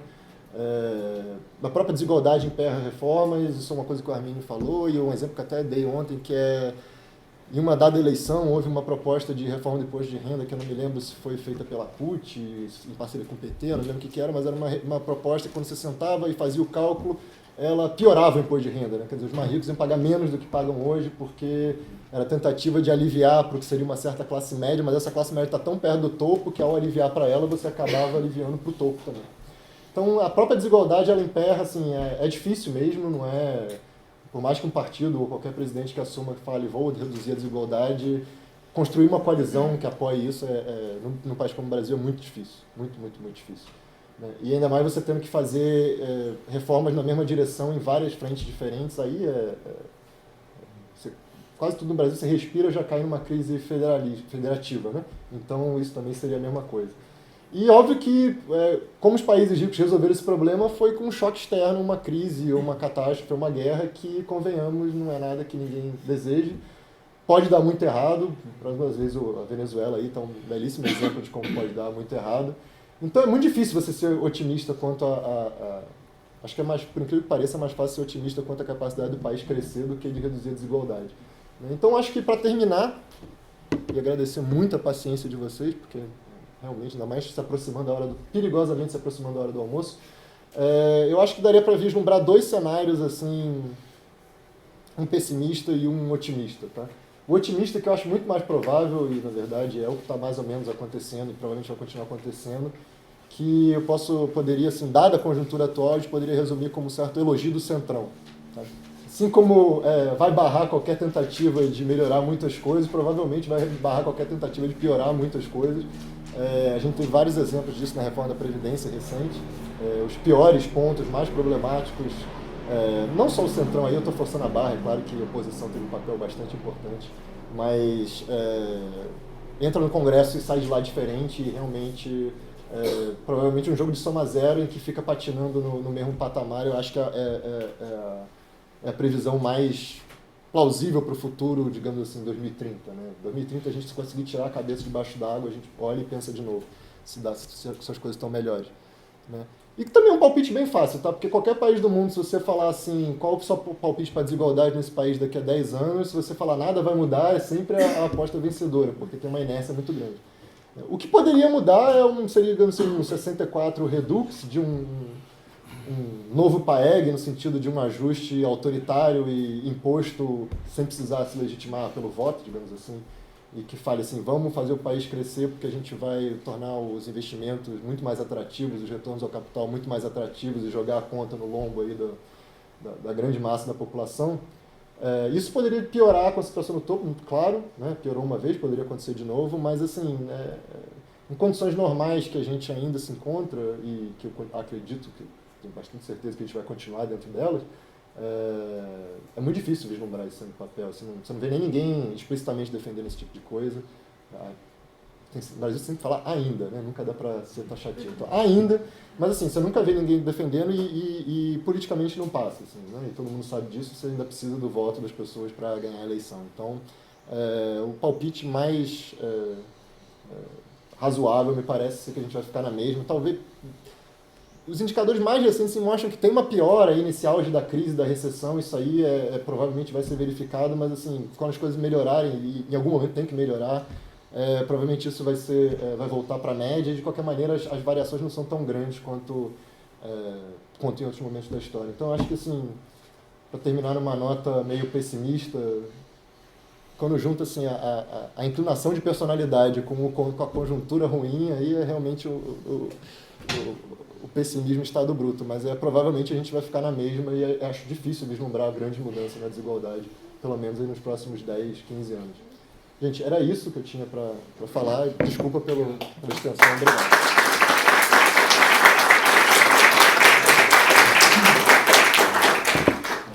Obrigado, Pedro. Eu imagino que a gente vai ter bastante perguntas aqui hoje. Assim, peço que as pessoas tentem, né, sintetizar suas perguntas. Vou tentar agrupar aqui umas 3, enfim, Marcos, Miriam. Pedro, realmente muito obrigado por fazer essa síntese impressionante. Acho que cada pessoa tem 23 perguntas, né? Então, no mínimo. Então, vou tentar reduzir para uma. Claro. Para uma coisa que me preocupou, né? Então, sair das coisas que não só eu concordo, mas eu admiro no seu trabalho, mas naquilo que me preocupou. Me preocupou você defender uma tese que é uma tese do Scheiner. Quer dizer, me preocupou essa coisa de a gente defender uma espécie de novo malthusianismo, entende? De que a partir do que a gente conclui só com uma catástrofe, só com os 4 cavaleiros do Apocalipse, chega. Do outro lado, acho que tem uma coisa muito ligada tua ao Piketty, e eu não acho que o Piketty seja compatível com o Scheiner, entende? Então essas duas coisas não ficam claras. Então, quando você disse a democracia liberal e o estado de bem-estar social não são muito bons para promover a redistribuição a partir do topo, me parece uma conclusão que lá vai o Walter Scheiner, mas não parece que se segue dos seus dados, entende? Se for pensar, por exemplo, no período da República de 46, que você colocou ali, eu penso na República de 46, eu não tenho catástrofe nenhuma, certo? Porque você não vai dizer que a guerra teve o efeito que teve aqui. E, no entanto, você tem ali claramente uma queda. E você tinha uma democracia amputada, porque analfabeto não podia votar, mas você tinha uma democracia. Então, fica difícil pensar essa tua tese, defender essa tese, vamos dizer de uma maneira. Então, assim, se é uma tese mesmo, ou se você está dizendo, não, é apenas uma hipótese ainda que eu estou pensando, sabe? Porque nós vamos ter que lidar com essa coisa do Piketty de mostrar, olha, tudo que a gente achava que era um crescimento fantástico, não é um crescimento tão fantástico assim, né? Nós vamos ter que lidar, talvez, com a próxima catástrofe, que é ambiental. Né? Então, assim, se essa tese realmente você acha que se segue mesmo nos seus dados, ou se é uma hipótese? Eu ia fazer basicamente a pergunta que o Marcos fez, mas eu vou insistir nela colocando em outros termos. Você, como o Marcos falou, você fala, olha, democracia ou ditadura não faz tanta diferença. Mas, ao mesmo tempo, você fala que as instituições fazem diferença. Você falou como é que você falou? Enfim, as características institucionais cumulativas, você falou em redesenho institucional, que pesa e tal. Então, eu vou colocar de outro jeito a pergunta do Marcos. Porque você disse que as instituições fazem diferença. O que você está pensando em termos de desenho institucional que faz diferença, já que não é democracia e ditadura, mas que de alguma forma as instituições fazem diferença? Então, que desenho institucional você está se referindo que faz alguma diferença? E aí uma pergunta bem ignorante mesmo, porque eu acho que esse ponto de partida de que não dá para explicar lá pela escravidão, pelo século XIX, eu concordo inteiramente, por todas as razões, e inclusive porque você joga todo o século XX no lixo, né? Todas as escolhas, opções, crescimento, decrescimento, enfim, tudo que aconteceu como se a coisa viesse lá de trás. Então, focando no século XX, para mim faz todo sentido, afinal de contas, por que o Brasil está lá no topo das desigualdades? Porque, para mim, até hoje não fica claro. Por que o Brasil, por que não outros países da América do Sul mesmo desconsiderando esses que a gente não tem informações, afinal de contas, especificamente o que aconteceu no Brasil, para explicar isso. Tá, só para fechar essa primeira rodada. Na verdade, primeiro um esclarecimento muito simples, que era um gráfico no qual você mostrava um momento de divergência entre a renda total e a renda monetária, acho que foi em 2005. A princípio, a diferença entre os dois é as imputações da renda, esse ali passou, a imputação das rendas, vamos lá, está no curto prazo, esse aí, a princípio os dois estão sendo medidos sempre da mesma maneira, só que o da renda total recebe as imputações das contas nacionais, mas em algum momento essa divergência, o que aconteceu aí para que essas coisas passassem a divergir dessa maneira, né? Num momento crucial que é o momento de aceleração das PNADs da queda de desigualdade. Mas isso é só uma pergunta de esclarecimento, minha pergunta mesmo agora. Eu concordo, essa coisa do futuro das pesquisas domiciliares parece um pouco meio fadado ao fracasso, mas o que a gente pode tentar fazer? Na verdade, é uma pergunta especulativa, né? Porque a gente trabalha com isso. O que a gente pode tentar fazer? Porque o modelo de explicação nosso anterior era muito baseado em econometria, cruzamento de uma série de informações, e agora voltou a uma coisa mais narrativa, que é muito legal, tornou inclusive muito mais acessível o debate era muito inacessível, sua tese para poder torná-lo acessível e construir uma narrativa inclusive extremamente erudita, ficou excelente. Mas ao mesmo tempo a gente perdeu essa forma, enfim, de tentativa de explicação causal, de isolar determinadas coisas. E o acúmulo das informações de séries históricas de diversos países não está, a princípio, possibilitando o retorno a essa forma de fazer, né? Então você tem um problema que é uma fonte de dados que está fracassando, mas que possibilitava uma forma de abordagem, e uma nova coisa, mas que deixa um monte de perguntas em aberto, em especial as coisas causais, né? Você vê isso avançando para alguma direção, qual que seria a saída? Porque, por outro lado, ficar só nas narrativas é um pouco complicado, e além disso a gente está sempre fazendo aproximações muito, talvez, indevidas quando a gente faz interpolações e combinações das bases de dados. Esses genes que combinam as duas coisas, que juntam paradas de PEN, né, eles são, na verdade, frágeis também. Enfim, é isso. Melhor responder agora, né? Na verdade, agradecer demais as perguntas.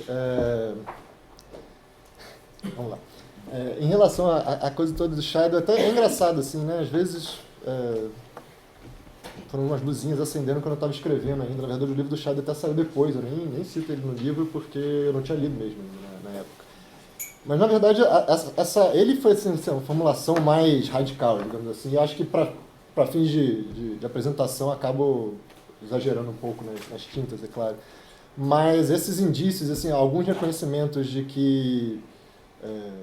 porque, assim, a narrativa clássica benida, que o Gruski fala, né, as narrativas benignas da desigualdade que teve no século XX, era a ideia do Kuznets, vai piorando um pouquinho, depois vai melhorando aos pouquinhos e tal, e aí essa ideia de... E aí você vê coisas dos anos 60, funcionários de alto escalão do governo americano falando, nossa, a gente conseguiu em tempos de paz, na democracia, a maior redistribuição de renda da história do mundo e ninguém está falando nada disso, etc. Mas mesmo naquela época você já tinha muitos indicadores de que a redistribuição que aconteceu nos Estados Unidos foi pontual, abrupta e violenta, né, digamos assim. Mas tá, para ir na literatura, esse tipo de sugestão está pipocando há bastante tempo, só para fazer uma genealogia que vai um pouco além do Scheider, né? O Christopher Jenkins tinha escrevido sobre isso, o Piketty em alguns momentos ele já escreve sobre isso, pelo menos nos papers originais do efeito das catástrofes, né? Inclusive eles fazem umas comparações bem interessantes dos países europeus que não foram tão afetados pela guerra e não precisaram lutar, por exemplo, ou países ricos, né? Por exemplo, a Austrália é um caso que tem um comportamento da desigualdade completamente diferente porque passou ao largo de tudo aquilo ali. Mas tudo isso é para dizer assim, que não é ser neomalthusiano, e é por isso que eu tento sempre falar como uma interpretação e não uma explicação. Eu tenho muitas dúvidas também, assim, como especificar exatamente. Como eu falei ontem, assim, cara, o debate sobre desigualdade ele tem essa coisa da tentativa de gerar explicações, tentativa de formular leis gerais, explicações que caibam num tweet e que nenhuma dá certo. Assim, você rapidamente acha um contra-exemplo flagrante, né? E o próprio livro do Piketty tenta inventar coisas das leis, do capitalismo e tal, que aquilo ali não... Enfim, eu acho que está totalmente fora. A minha, assim, o que eu tenho para defender, assim, eu acho que combina muito bem com o Brasil. Eu acho que tem situações que não são perfeitas, e como eu falei, esse período da República, dos anos do interregno democrático, ele é o mais difícil de explicar, porém não inteiramente. Assim, porque eu acho que uma boa parte... Deixa eu ver se eu consigo voltar aqui, pelo menos no... Não sei, só o Brasil, mas tá, vamos lá. Pelo menos essa parte, digamos assim, inicial, que tem uma queda muito, muito pronunciada, pelo menos se você olhar do pico de 42 até 1950 ali, eu acho que a explicação é muito menos pela via da redemocratização, embora isso seja importante também, mas muito porque as condições muito excepcionais da Segunda Guerra Mundial, que permitiram que alguns setores da economia se dessem muito bem, elas desapareceram, né?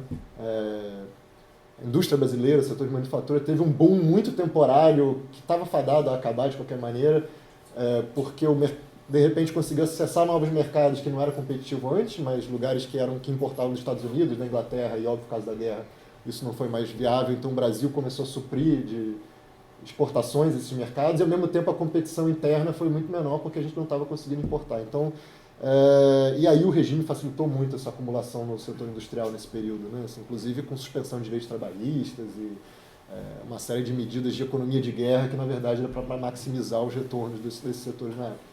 Então, assim, pelo menos uma parte do que parece uma queda muito grande e substancial me parece só um efeito assim, voltou o comércio internacional, a gente deixou de ser competitivo de novo, aqueles lucros extraordinários que foram viáveis durante 2, 3 anos morreram ali. Os acordos do café, que estavam sustentando o preço alto do café, também foram renegociados no pós-guerra e a gente perdeu. Então acho que tem muito a ver com o final da guerra e menos com a democracia em si. Aí você chega nos anos 50 e aí eu dou a minha mão palmatória, assim, é muito difícil mesmo encaixar, por isso que eu falo como uma interpretação e não como uma hipótese que vai explicar tudo, mas é muito difícil encaixar com esse período específico aí do JK, no sentido de grande choque, grande crise. O que dá para assim, ser um pouco... prever o passado, né, que é sempre meio fácil, você fala assim, bom, o grau de redistribuição que foi alcançado também nem se compara ao grau de redistribuição que a gente está falando nos países, que, sei lá, caiu de 15%, 20% para 5%, 10% em 5 anos. Né? Aqui a gente conseguiu deduzir 5 pontos percentuais de um nível muito alto de desigualdade ainda, e que já estava entrando água mesmo antes do golpe. Né? O golpe, assim, foi a coroação da reversão, mas economicamente, em termos de economia e redistribuição, já estava arranhando o disco antes disso. Eu acho que isso também entra um pouco na sua pergunta, acho que eu vou voltar a ela daqui a pouco, mas eu acho que, assim como, de novo, eu sei que tem uma dificuldade de falar assim, o aumento da desigualdade nos Estados Unidos recente, também falar que houve uma grande crise, uma grande ruptura.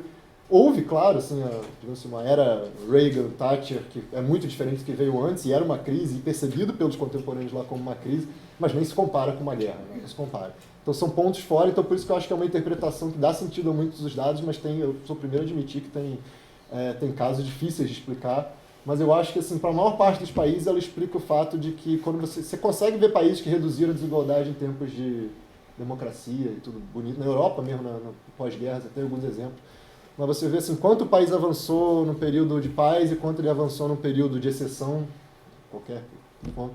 Em geral, o saldo da crise e da catástrofe é muito maior do que o que a gente consegue. Então, não vou dizer que é impossível, mas os ganhos costumam ser muito menores e muito mais temporários, e eu acho que aí, nesse sentido, é um pouco assim, ad hoc, mas se encaixa com o Brasil. Mas é claro que é algo ainda que... no próprio livro eu tento falar assim, como eu vejo, eu acho que essa é a melhor interpretação que dá para fazer dos dados, mais geral, mas ela está longe de ser perfeita. E, sinceramente, para coisas em relação à desigualdade, eu acho que nunca a gente vai achar uma variável que seja, não importa como medir, não importa quão complicado seja o modelo. E, no caso, para entrar um pouco mais nessa coisa de ditadura e democracia, tem uma coisa assim, vocês podem ver, dentro do próprio regime militar, a gente já teve uma reversão desse ciclo de piora, né? E que você vê isso em outros países também, né? As mudanças costumam ser rápidas e abruptas, em parte também porque elas despertam reações endógenas muito fortes, né? enfim, engraçado isso, inclusive, na transição do Médici para o Geisel aí, porque você começa a ter, acho que no segundo PND, pela primeira vez, algum documento oficial da ditadura, você tem lá, pelo menos no nível da retórica, falando, a revolução não é culpada não, mas a gente promete que a gente vai reduzir as desigualdades. Né? E, de fato, pelo menos, por exemplo, em termos de política salarial, etc., se tornou muito mais relaxado e tentativa de acomodar e de elevar o padrão de vida do que foi nesse período puro sangue, digamos assim, pelo menos Castelo Branco até o Médici.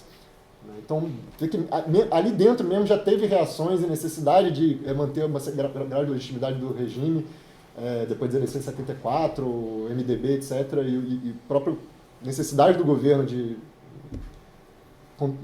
fazer um malabarismo ali com a linha dura e com as demandas e com as satisfações, que mesmo antes da redemocratização houve acenos nessa direção. Por isso que eu acho que a relação de democracia e ditadura ela é uma correlação, mas ela tem algumas variáveis intervenientes que são bastante importantes. E tem alguns casos assim, que o padrão é o oposto. Por exemplo, na África do Sul você tem o fim do apartheid, enfim, um país que já era desigual no nível bizarro como o Brasil e uma grande esperança de um governo, que agora pelo menos alguma coisa para redistribuir vai acontecer.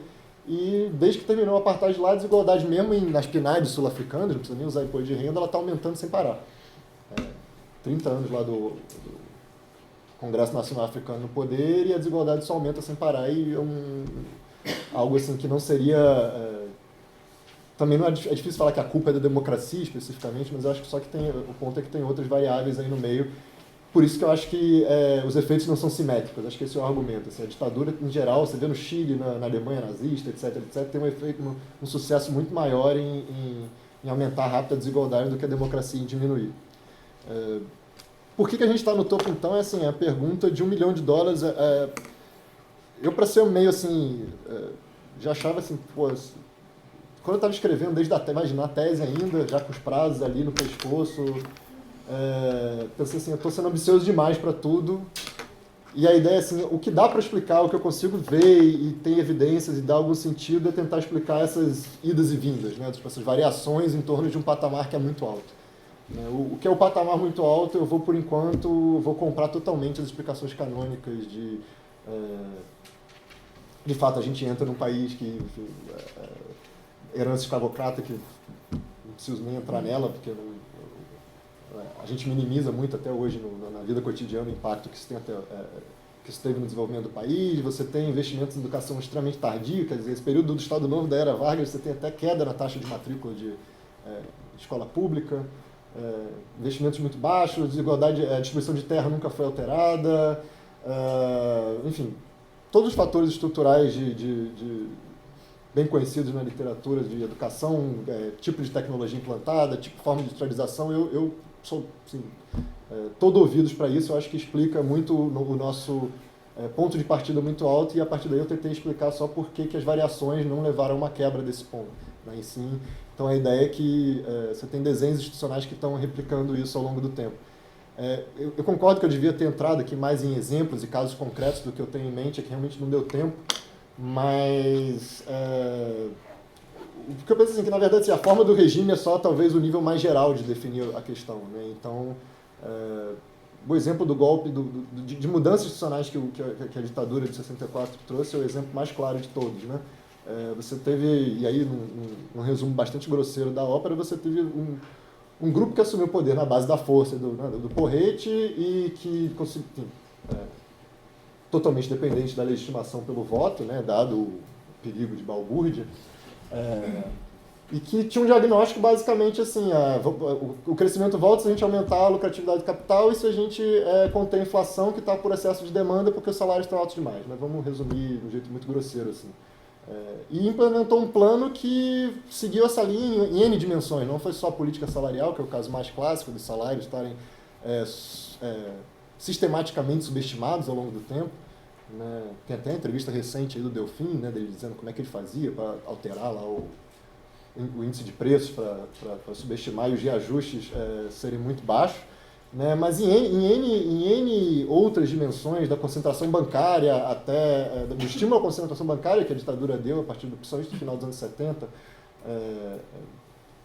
as prisões, enfim, você vê que no livro dá para falar isso com muito mais detalhe, mas é um conjunto de coisas que está mais ou menos articulado em torno de um diagnóstico e de um conjunto de políticas muito compatíveis entre si, né?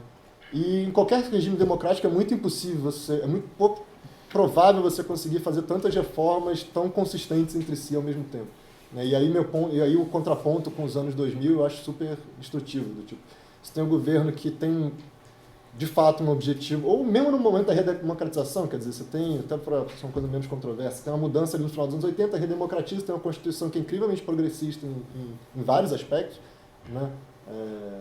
E que, ao mesmo tempo, foi o momento em que as alíquotas de imposto de renda no Brasil, que era de 50 e poucos %, caíram para 20% em uma canetada em 2 anos. Assim. Então, assim, um pouco a ideia das instituições, eu falo, são políticas e programas que vão sendo segmentados e acaba assim, tem para todo mundo, né? Tem alguma coisa que vai beneficiar todo mundo. E isso é uma coisa muito comum, especialmente porque essas coisas mais, assim, que tendem a afetar mais assim, os mais ricos e o topo da distribuição, em geral, elas são bem menos visíveis, né? Não é um aumento de salário mínimo, uma coisa fácil de entender, muito publicizado, Bolsa Família, etc, etc. Mas quando você fala em dar um crédito subsidiado para o empresário A, B ou C, esperando que isso vai gerar um retorno, não sei o que, começa a entrar um grau de tecnicalidades que escapam muitas vezes ao debate público. Acho que, sem também me alongar demais, como eu já me alonguei, seria assim, então seria mais ou menos por aí que eu penso e que eu tento argumentar. E essa pergunta está no topo, a melhor resposta que dá, assim, eu acho que o passado, assim, eu já fui mais simpático dessa tese de que, gente, vamos olhar o século XX e eu acho que o Jeff Williamson tem razão, vamos dizer assim. Eu já fui mais simpático, hoje até acho que gradualmente eu vou me afastando um pouquinho dele, embora eu acho que tem muitas evidências a favor. É que eu acho que a desigualdade brasileira até então dos outros países podia ser comparavelmente alta, mas a gente tinha um grau qualitativo de desigualdade diferente que, quando você pensa em escravidão e você tentar estimar a desigualdade de renda num regime que tem escravidão, me soa estranho, sabe? Tipo, tem uma diferença qualitativa aí, que eu não sei precisar direito, assim, em termos de variáveis, de um modelo formal ou de uma narrativa mais exata, mas que me parece algo um pouco uma temeridade você comparar um país livre, porém muito desigual, com um país escravocrata. Mas eu acho que concentração de terra, investimento em educação, tipo de industrialização que foi priorizada, e acho que são fatores muito clássicos que eu nesse momento eu não tenho muito a acrescentar a ele. Sobre essa divergência aqui, já mudei, né? Já não é mais... Isso tem a ver com a composição do... Ah, meu Deus. Há uma certa dislexia no para frente e para trás aqui. Rola uma certa... É o problema da composição da renda nacional. Por isso que, como eu falei antes, assim, esses ajustes, a maior parte dos resultados eu mostro para a renda total, mas tem várias coisas aí que não são monetárias e que a gente tem que distribuir entre as famílias usando as melhores informações possíveis. Que até a gente fez um monte de cenários e testes diferentes, e os resultados substantivos não mudam muito, mas ao mesmo tempo a gente não tem uma base tão sólida. A diferença entre esses dois conceitos é basicamente aluguéis imputados, tá? Fundos de pensão, dinheiro que está, por exemplo, o camarada que está no meu caso, por exemplo, né, o Funpresp, né, o Fundo de Pensão dos Funcionários Públicos, ele rende um determinado valor todo ano e eu, obviamente, não veio para o meu bolso, porque eu só vou sacar daqui a 300 anos, mas para tornar os agregados compatíveis com os de contas nacionais, isso entra nas contas nacionais, você tem que distribuir de alguma forma.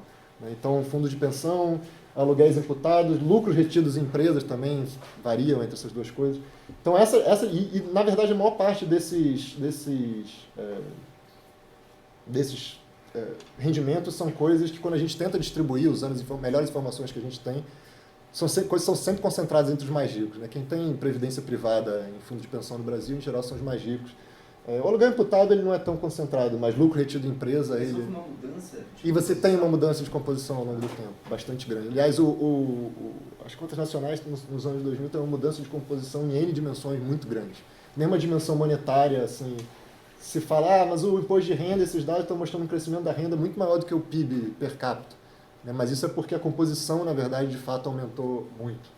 Depois dá para entrar nos detalhes lá das células da CEI, eu posso mostrar o que mudou, acho que é minúcia, mas é mudança de composição, basicamente. E aí isso é afetado pelo fato de que a gente tem que distribuir esses outros rendimentos de um jeito mais ou menos impreciso. Como eu disse, o que garante assim, meu sono à noite, a tranquilidade do meu sono à noite é que eu tenho certeza que o número exato não vai ser esse, mas tudo que a gente fez são ruídos em torno de uma coisa muito parecida dessa. Então, Essa seria a explicação mais intuitiva que dá para fazer. E a questão dos surveys, assim, o que a gente pode fazer, cara, isso aí é um problema grave, né? Assim, é meio tira tranquilidade, porque como é que se vai trabalhar daqui a um tempo? É difícil pensar como. Por um lado, você tem que pensar em dar acesso a mais pessoas a registros administrativos que hoje são muito limitados, né? E que não são perfeitos e tal, mas isso seria, assim, coisas que já existem e que pouca gente tem acesso, às vezes ninguém tem acesso, como no caso dos dados da Receita. A gente só tem, tudo que eu fiz foi baseado, não deu para mostrar porque deu um pau ali no Adobe, mas são tabelas que a Receita publica e só quem tem acesso a microdado lá é auditor fiscal e até a gente estava discutindo, o cenário até juridicamente meio esquisito, né? Mas a Receita é muito refratária e eu entendo que o argumento principal é que sigilo fiscal é uma coisa inviolável, sacrossanta, etc. E isso significa que ninguém pode ter acesso de fato. Em outros países tem desde os anos 60 microdado liberado para pesquisador, né? Então não é um problema técnico, é algo que... Assim, já participei, eu já ouvi pessoas falar de trocentas reuniões com a Receita e nunca se conseguiu avançar nisso. Então, uma solução seria essa, vamos disponibilizar o que já existe para mais gente, para não ter esse monopólio dos dados, etc. E tentar fazer essas bases também ficarem mais integradas entre si, porque acho que o PD falou isso no seminário aqui. É claro que é o objetivo principal, mas assim, pela minha experiência de Brasília, a gente está na pré-história disso aí ainda. É muito complicado fazer, até em relação a censo, etc. Eu não sei como é que eles vão conseguir fazer uma coisa mais legal ou melhor do que o que já existe. Então, assim, isso seria uma solução, e a outra é ir tentando melhorar, por exemplo, tornar as pesquisas domiciliares do IBGE mais caras, para manter a qualidade delas, por mais tempo, e ir fazendo e esperar para ver se alguma coisa nova surge de ser viável, fazer mais surveys online ou coisas do tipo. Mas é difícil ver, assim, o que me parece é que o que aconteceu, assim... O que a gente foi treinado a fazer, né, é um mundo meio em extinção mesmo, assim, e provavelmente só vai piorar e cada vez está mais difícil, e não é à toa que, inclusive, tem todo esse debate sobre os custos do censo, enfim, uma POF que foi atrasada, que deveria ter sido feita em 2013, 2014 no máximo, vai ser lançada em 2017, não é um cenário muito bonito, não, e eu concordo com você 100% em relação ao tipo de explicação e o que se perde com isso. Eu, quando comecei a mexer com esses dados, e aí começa a ver essa coisa de mexer em dado agregado e tentar ver qual é a história que é mais honesta a respeito daqueles dados, é uma coisa completamente diferente do que eu tinha sido treinado para fazer e que me deu muita insegurança, e até hoje me dá muita insegurança. E, para além de tudo, é uma lógica diferente, né? Assim, é você partir dos efeitos e tentar pensar as causas, e em relação a, pelo menos em surveys, em alguns casos, você tem as causas e você tenta avaliar os efeitos das causas e não as causas dos efeitos, né? Então, mas é uma situação, eu acho, bem tensa. Os países ricos eles estão resolvendo isso com dado administrativo. Inclusive, se você for pegar aí nos grandes periódicos, né, journals de economia, etc., a maior parte das coisas quase ninguém mais usa dado de PNAD. Mas para a gente que tem uma economia muito informal e uma parte da população que está muito fora do... E mesmo no que tem, no cadastro único, que é um baita cadastro, um negócio incrível, mas assim, um grau de tipo de informação que tem defasagem temporal, tem um monte de problema, é uma dificuldade que a gente vai ter mesmo, assim, eu não tenho muita resposta para isso não, acho que é complicado. Lucas, Maurício e Laura. Isso? Bom, olá, Pedro. Vai ser muito bom te escutar como pesquisador, sua pesquisa inspiradora pelo grau de profissionalismo, dedicação, e sempre muito pessimista, eu sempre fico muito pessimista como cidadão, né? Então tem sempre essa dualidade. Só um comentário, partilhar uma coisa que o Marcos tinha dito, o que me chocou da sua tese forte de que só mudanças institucionais disruptivas poderiam mudar drasticamente a dinâmica da diminuição da desigualdade no topo, não foi tanto essa, que me parece bem plausível, mas que você só conseguiu ver a guerra como uma fonte disso, né? Então, guerra padrão século XX. De fato, isso sempre vai ser um problema, mas talvez a nossa geração veja outras crises aí que as nossas instituições políticas não consigam dar conta, né? Ambiental, tecnológico, enfim. Talvez foi o seu otimismo sobre os tipos de crise, não o seu pessimismo sobre a disruptura. Eu tenho uma pergunta que eu sei que você não se propôs a fazer, então sinta-se à vontade para dizer que não sabe e não quer responder. Mas toda vez que eu vejo essa tese forte da concentração histórica do 1% no Brasil, eu sempre fico muito curioso sobre mobilidade social, né? E se uma coisa é falar que esse grau de apropriação ele mantém-se constante, outra coisa é falar que são sempre as mesmas pessoas que estão se apropriando. E eu queria saber um pouco o que você pode dizer sobre isso, assim, para... sei lá, eu de fato não faço a menor ideia, qualquer coisa que você disser vai ser muito, muito interessante. Bom, bem rápido aí, temos muitos inscritos, obrigado Pedro, muita coisa, mas bem, um pouco até no Lucas. Será que se você você puxa muitas discussões que vão para o âmbito político muito mais amplo, democracia, ditadura, e a desigualdade pode estar no centro disso, a desigualdade econômica de renda. Mas será que também a gente não tem que olhar com cuidado, já nessas derivações, outros tipos de desigualdade que podem ter diminuído?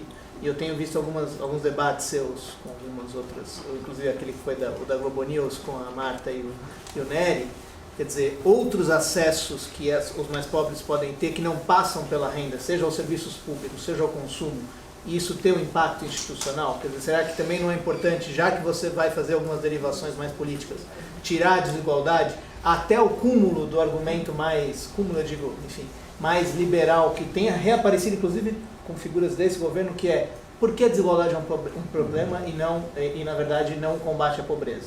Esse seria o esticar a corda nisso, mas, quer dizer, queria que você pensasse um pouco sobre esse ponto. Pedro, obrigada pela apresentação, foi ótimo. Eu já conheci os dados, agora estou conhecendo o início do livro, que eu acho que é uma revisão excelente da história da literatura de desigualdade. Mas o que eu acho que eu sinto um pouco de falta, talvez, claro, com o meu viés de economista, na sua análise, é um pouco uma outra maneira de ler isso que você acabou de descrever, né, essa dificuldade que a gente tem de afetar a renda no topo por meio de esquemas de tributação e transferência, que é basicamente o que o Estado de Bem-Estar Social se propõe a fazer, é que, na verdade, há uma diferença entre o topo que acumula estoques de riqueza, né? E essa é a grande leitura, vamos dizer, Piketty e Saez, né? De que a diferença entre o topo e o resto é que o topo tem riqueza acumulada. E a grande diferença entre alterar, a dificuldade de alterar o que tem embaixo e o que tem em cima, é que o que tem em cima depende desse estoque acumulado, o que tem embaixo é fluxo, né? Então, o Estado de Bem-Estar Social mexe nos fluxos, transfere renda para um, tributa o outro, não mexe nos estoques de riqueza acumulados até aí, né? Claro, várias das hipóteses que você levanta no final para explicar, por exemplo, o fato da concentração no 1% ter subido nos anos 2000, tem a ver justamente com essa questão, né? Quando você fala em boom imobiliário, boom de commodities, na verdade é um período com alta valorização de ativos imobiliários, financeiros, agrários, etc., que é evidente que tem um efeito nesse estoque, no R-G do Piketty. Nesse sentido, será que o pessimismo que você está colocando, é claro, primeiro, alíquotas muito altas têm capacidade, né, matemática de alterar a distribuição, mas para isso, sobretudo, assim, elas têm que ser realmente altas, né? Quando a gente faz a conta, a gente vê que para você conseguir afetar uma coisa que depende de um estoque acumulado durante décadas, você precisa de alíquotas muito elevadas. Mas a outra maneira, é claro, é alterar o próprio estoque de riqueza. Então, quando você coloca um pessimismo para o Estado de Bem-Estar Social, é que o Estado de Bem-Estar Social, ao contrário de guerras que destroem capital físico e, portanto, estoques, ao contrário do socialismo, né, se a gente quiser levar para o outro lado, que altera a estrutura de distribuição de terras, estrutura de distribuição de capital, o capitalismo, mesmo com o Estado de Bem-Estar Social, não afeta essas coisas. Eu sinto um pouco de falta do Saez um pouco nessa história, né? Porque parece que os argumentos e as explicações e mesmo as soluções são todas da mesma natureza, quando não são. Bom, é bom que eu levei uma bronca aqui do tempo, que eu falo demais, né? Não se deixar. Não se deixar, eu vou falando aqui. Mas é bom porque foram perguntas excelentes e que, assim, eu quase fala amém para todas, assim, seria a resposta mais curta. Concordo 100% em relação a outras crises, eu estou muito preso no passado mesmo, assim, a parte de olhar para o futuro é meio o curto prazo, porque aquela coisa, né, deve olhar para mais de 2030, nem eu tenho coragem, nem palpite responsável eu tenho coragem de dar. Mas é muito provável que tenha outras crises e de outras naturezas, e até porque, como eu falei, acho que aquele tipo de guerra, que é o exemplo clássico, e eu falo muito da guerra, mas é mais porque é o exemplo clássico, né, e que afetou muitos países, né, de um jeito muito óbvio. Aquele tipo de guerra também nunca mais vai ter. Não, a gente pode ter outras guerras mundiais, mas assim, vai ser outro tipo de luta, digamos assim, né? Sobre mobilidade social é um ponto muito interessante, muito importante, porque sempre tem a tentação e o perigo de olhar esses números e ir pensando no 1% como quase uma pessoa, né? O agente representativo do 1%, que é o mesmo cara ao longo do tempo, e não é. Para começar, o tamanho do 1% cresce. Então, só pelo fato da população estar crescendo ao longo do tempo, assim, mesmo que a mobilidade, fluidez social seja zero, vai ter mais gente tendo que estar dentro do 1% para ser 1%. A gente não tem informação nenhuma sobre isso, né? Para imposto de renda nenhuma, gostaria muito de saber. Para os dados de PNAD, a gente tem muito mais coisas sobre mobilidade, só para um período bem mais recente, mas que também, em geral, mostra assim, o Brasil é um país com muita desigualdade de oportunidade, vamos dizer assim, né? A fluidez social um pouco limitada, mas que tem melhorado ao longo do tempo, né? Então, embora não tenha muito estudo de mobilidade social pelo topo, eu não conheço tantas coisas assim, até pela dificuldade. Mas isso é para dizer que eu concordo plenamente com a importância dos dois tópicos. E eu acho que, na verdade, talvez o problema é que a gente está até numa fase pré-isso, de tentar achar outras fontes externas a isso que tentem confirmar esses dados. Esse é o meu objetivo agora, principalmente para o passado, né? Estou mexendo muito com o censo de 1920, agora estou começando a mexer e tal. Então, uma fase ainda anterior a essa, assim, uma pré-história da coisa. Então, aquela coisa, me reserva o direito daqui a X anos voltar com o resultado completamente diferente, mas paciência, a gente tem que ir pelo melhor que a gente acredita.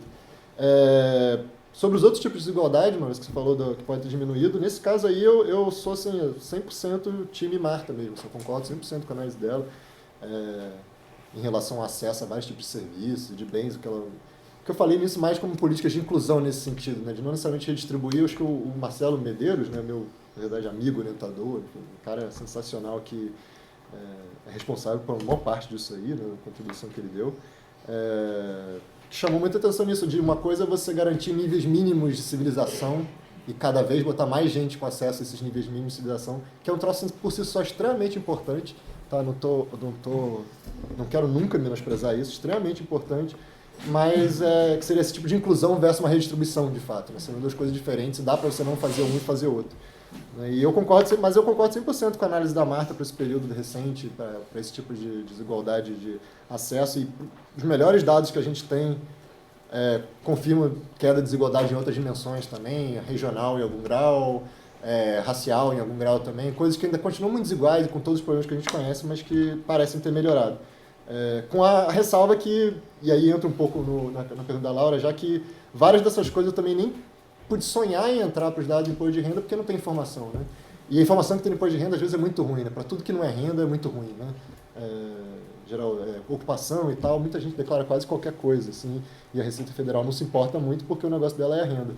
Então, isso entra na sua questão, né? Porque também concordo 100% com outra maneira de ler e olhar a riqueza. Quando eu comecei meu doutorado, já nem é mais um ano, mas assim, foi porque enfim, entre idas e vindas, larguei, comecei de novo e tal, mas quando eu comecei o primeiro, a minha ideia era: eu quero estudar desigualdade de riqueza. Assim, era a parada que me motivava. Eu cheguei a coletar dados de inventário lá no Rio de Janeiro, mas enfim, depois posso falar mais sobre isso, mas não deu certo porque não tem dado, né? E os dados de riqueza do imposto de renda são muito ruins, né? Tudo valor histórico, não está detalhado o suficiente nem para você atualizar e tal. Então eu não consegui, não deu para entrar e não dá. Na verdade, nem tem o histórico, né? Só a partir de 73, 74 começou a ter a declaração de patrimônio. Então, é uma coisa que falta mesmo no trabalho e que eu espero em algum momento a gente vai ter informação para tentar suprir isso. Dito isso, o que eu posso falar, assim, o que dá para falar por enquanto, tá? O problema é que a gente não sabe exatamente, porque tem coisa que pode parecer como rendimento de capital, de lucros e dividendos, por exemplo, mas no fundo é só o cara que virou PJ, né? Então, assim, mesmo que o que no imposto de renda, em tese, daria para separar o que seria atividade empresarial, a gente não sabe se é capital tipo patinhas, né, lá nadando nas moedas e caindo investimento, ou se é o cara só que é o advogado que abriu uma empresa, mas na verdade é trabalho, né? Então, em outros lugares tem esse debate bem melhor, bem mais interessante mesmo, e assim, o padrão mundial quanto mais para o topo você vai, maior parte da renda começa a ser riqueza, embora tenha uma mudança histórica que nos Estados Unidos, sei lá, antigamente 100% dos ricos eram rentistas, vamos dizer assim, né? Foi a palavra que o Piketty usa. Com o tempo hoje você já tem os ricos trabalhadores, né? Então, a gente não sabe no Brasil em que medida isso está acontecendo, não tem essas informações, mas eu concordo que é um tema super importante, provavelmente explica muita coisa. Mas dito isso, e só para não ser tão pessimista quanto a tudo, é claro que se você for fazer simulações e tal, do que seria uma boa reforma tributária que melhorasse muito o imposto de renda e tal, você veria claramente mudança da desigualdade, tá? Não é aquela coisa, o Brasil não vai virar a França, mas assim, se está em 25% a fatia de 1%, se cair para 21%, pô, é uma mudança muito bem-vinda e é viável você fazer isso com uma reforma tributária, se ainda mais você pegar esse dinheiro e abater de imposto indireto, que é distorsivo, regressivo, etc., ou então gastar bem, enfim. O uso alternativo, então, aumenta ainda o valor do coisa. Então, o ponto é que não vai transformar, não vai ser só isso que vai resolver o problema. Mas eu concordo, assim, acho que é claro que o welfare state é baseado no trabalho, né? No fundo é isso, é baseado na ideia de que todo mundo vai ser trabalhador formal e aí você monta as proteções e a tributação e a redistribuição para esse público, né? E no Brasil nunca encaixou direito e nos outros países não está mais encaixando direito. Mas aí já também é outro papo, mas é só para dizer que eu concordo. Espero ter sido... Começa a ficar nervoso aqui. Não, cara, fica tranquilo. Nem falei do Flamengo ainda, né? Que é a única instituição no país que só melhora. Eu concordo. Então, a última rodada, Thiago. Bom, primeiro, obrigado pela participação, professor. Bom, a minha pergunta eu quis falar um pouco no sentido economista,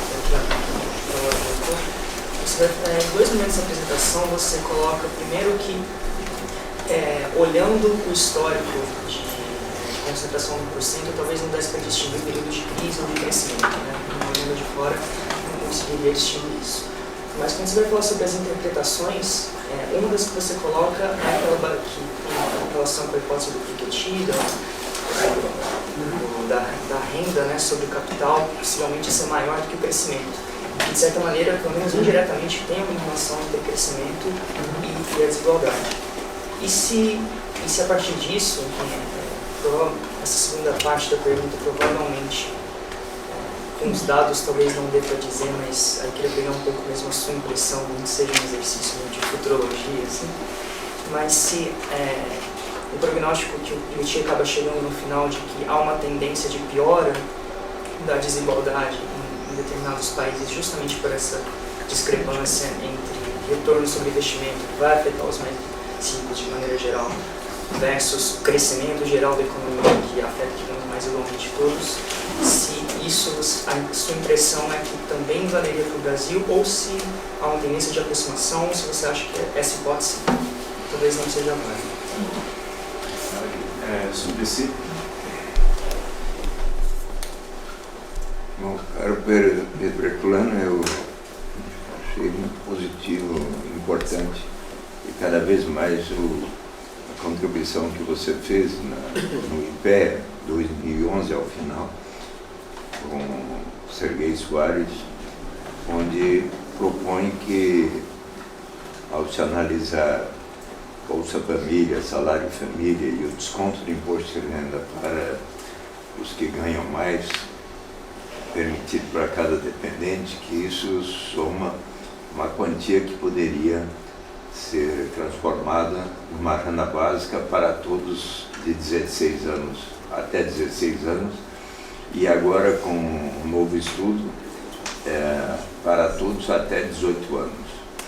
Um outro estudo de Bernardo Api, Nelson Machado e 5 economistas propõe que o benefício de prestação continuada e outros mecanismos venham a ser transformados numa renda básica para os idosos de 65 anos ou mais.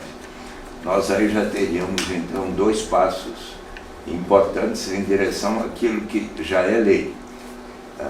você conhece muito bem, aprovada por todos os partidos em 2002 no Senado, 2003 na Câmara. Entre os deputados federais na Câmara, então, que lá estavam, está o atual presidente da República, que nada falou contrariamente. Portanto, ele também aprovou a lei sancionada pelo presidente Lula em 8 de janeiro de 2004, há 15 anos. Não é? O fundador do SEBRAP, acredito que tenha conhecimento, no seu último livro sobre a crise e reinvenção da política no Brasil, por acaso já leu o capítulo em que ele se refere a esse tema, ele diz que a ampliação da desigualdade não é compatível com uma sociedade democrática. É preciso usar as tecnologias para distribuir melhor a riqueza e prover um mínimo de renda que garanta dignidade àqueles que não conseguirem se inserir temporária ou permanentemente no mundo do trabalho. Havendo recursos, por que não assegurar uma renda mínima universal para evitar que se crie um estigma sobre determinado grupo social? Ou seja, Fernando Henrique Cardoso está, o fundador do SEBRAP, a favor da renda básica incondicional. Eu acabo de vir do 19º Congresso Internacional da Basic Income Earth Network, na Índia, onde havia representantes de 45 países. Uma indicação, e eu pude testemunhar de perto, de como mais e mais a renda básica universal incondicional está sendo objeto de análise, debates, experiências, como na Finlândia, nos últimos 2 anos, 2.000 pessoas recebendo 560 euros por mês, diversas cidades da Holanda, Grenoble na França, Barcelona na Espanha, Toronto no Canadá. E acredito que você saiba que no Brasil há um município que começou a renda básica de cidadania. Conhece? São José dos Pinhais? Não, Santo Antônio do Pinhal aprovou lei nesse sentido, mas quem é que começou a pagar para 1/3 da sua população? Por favor, todos aqui sabem? Maricá. Laura sabe. Então, é muito importante. Maricá começou a pagar em agosto último para 1/3 dos seus 150 e poucos mil habitantes, 50 mil habitantes, receberam 130 mumbucas, que é a moeda social lá aceita pelo comércio local, equivalentes a R$130 por mês, com a perspectiva de, ao final de 2020 e de 2021 para frente, 100% da população receberão a renda básica incondicional. Ou seja, o Brasil é o primeiro país que aprova a lei nesse sentido e tem um município que está sendo pioneiro. Bom, você tem esses 2 livros já? Tem só o de lá. O meu, mas o do Felipe Vampares é essencial que uma pessoa que, fazendo essa tese de tal envergadura e qualidade, já eu vou lhe dar. E o meu prefácio.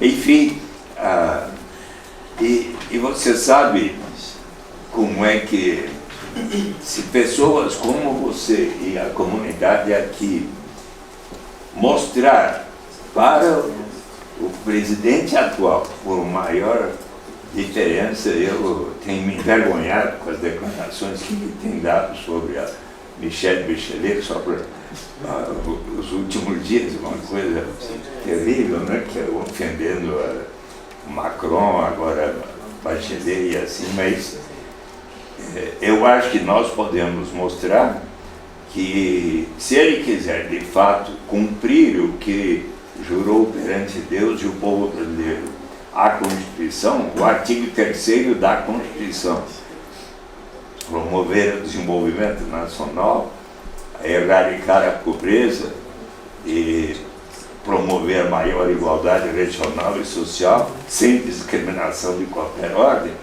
que o mais eficaz é ele cumprir o que está no seu programa. O que é que está no seu programa entregue à Justiça Eleitoral? Está escrito: vou prover uma renda mínima a cada família brasileira. Tal como os pensadores liberais, tal como Milton Friedman, está escrito, defende. O que Milton Friedman defende? No meu livro tem entrevista com Milton Friedman, feita em 2000. O que o senhor acha da renda básica universal incondicional? Resposta: é equivalente ao imposto de renda negativo que provê uma renda mínima. O que faz Felipe Vampares escrever aqui e aqui também. Portanto, Milton Friedman é a favor tanto de um quanto de outro. Então precisa mostrar ao Jair Bolsonaro que é até compatível com o que ele pensa. Só que é muito melhor, em vez de distribuir armas por aí, seguir Thomas More e assegurar a sobrevivência de todos. Então, parabéns pelo seu trabalho. Não, o Maurício e o Lucas já fizeram essas duas perguntas que eu queria fazer.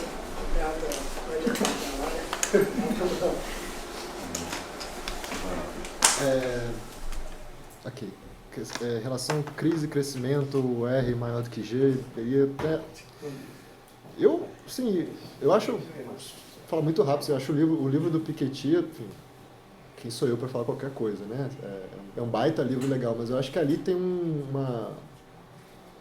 problema meio grande, assim, meio estranho daquele livro, que é assim, 90% do argumento é histórico e super específico, etc., da análise, mas assim, o lead e o chamariz do livro é a suposta lei do capitalismo, que na verdade só vai poder ser visto nos dados daqui a algumas décadas. Então é um negócio meio assim, tudo bem, ele costura melhor do que eu estou dando crédito, óbvio, né? Mas eu acho a parte histórica bem mais interessante do que essa ideia, inclusive, porque leis do capitalismo, no fundo, são umas relações contábeis, o que fica um pouco estranho para mim. Mas daí, do fato de eu não necessariamente...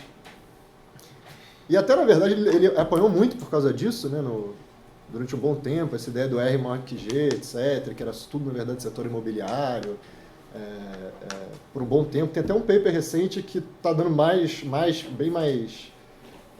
que eles botam the rate of return on everything, né, que é uma tentativa de ver retornos ao capital de vários tipos no longuíssimo prazo, e encontra evidências muito mais robustas disso. Até deu uma fortalecida, né, nesse tipo de argumento, porque nos artigos posteriores que eu li dele falando sobre o livro, ele mesmo vai se afastando um pouco assim, olha só, eu falei que tinha essa aqui a lei do capitalismo, mas na verdade é complicado, né? Então, assim, mas assim, só para dizer que eu tenho minhas dúvidas e certo ceticismo, mas tem evidência a favor e contra. O que não significa que em períodos específicos do tempo, em países específicos, você possa ter taxas de retorno muito mais altas de crescimento e isso possa estar favorecendo a desigualdade. E eu acho que esse argumento, pelo menos para esse momento recente do Brasil, vale, porque assim, problema de poupança baixa, então taxa de juros sempre foi muito alta e nesse período todo o cara não precisa correr risco nenhum, né? O bom e velho tesouro direto ali já estava rendendo, né, aquele 6% real ao ano, que era uma taxa super alta. Então, assim,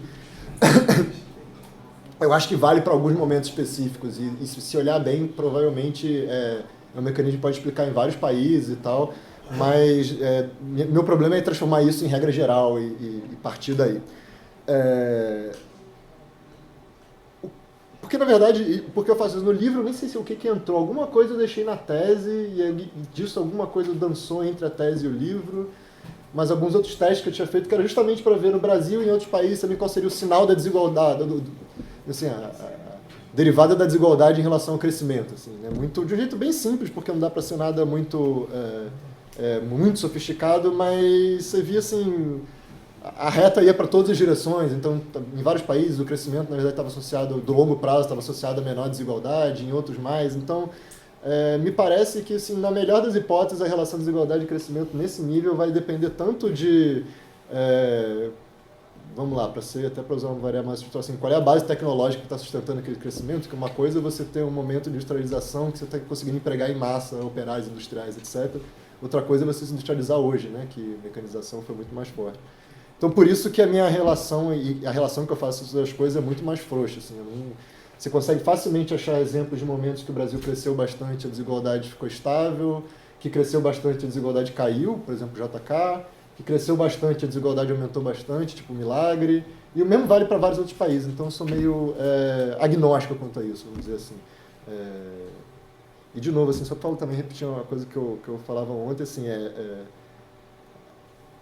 o meu lugar de fala, por assim dizer, é sempre meio ambíguo, né? Porque quando eu estou apresentando mais para economistas, assim, todo mundo fala, pô, legal esse negócio aí que sociólogo faz. Quando eu estou apresentando para sociólogos, fala assim, pô, legal isso aí que economista faz. E eu finjo assim, se te está agradando, tá tudo bem, me chama do que quiser, né? Mas, assim, no fundo não sou nada, né? Fica meio coisa. Então, mas eu acho que, para dizer que é uma questão que eu acho que merece ser investigada mais a fundo, mas, de novo, assim, dá até para casar uma grana aí de que vai ser difícil chegar numa conclusão, assim, firme, forte, geral e que valha para tudo.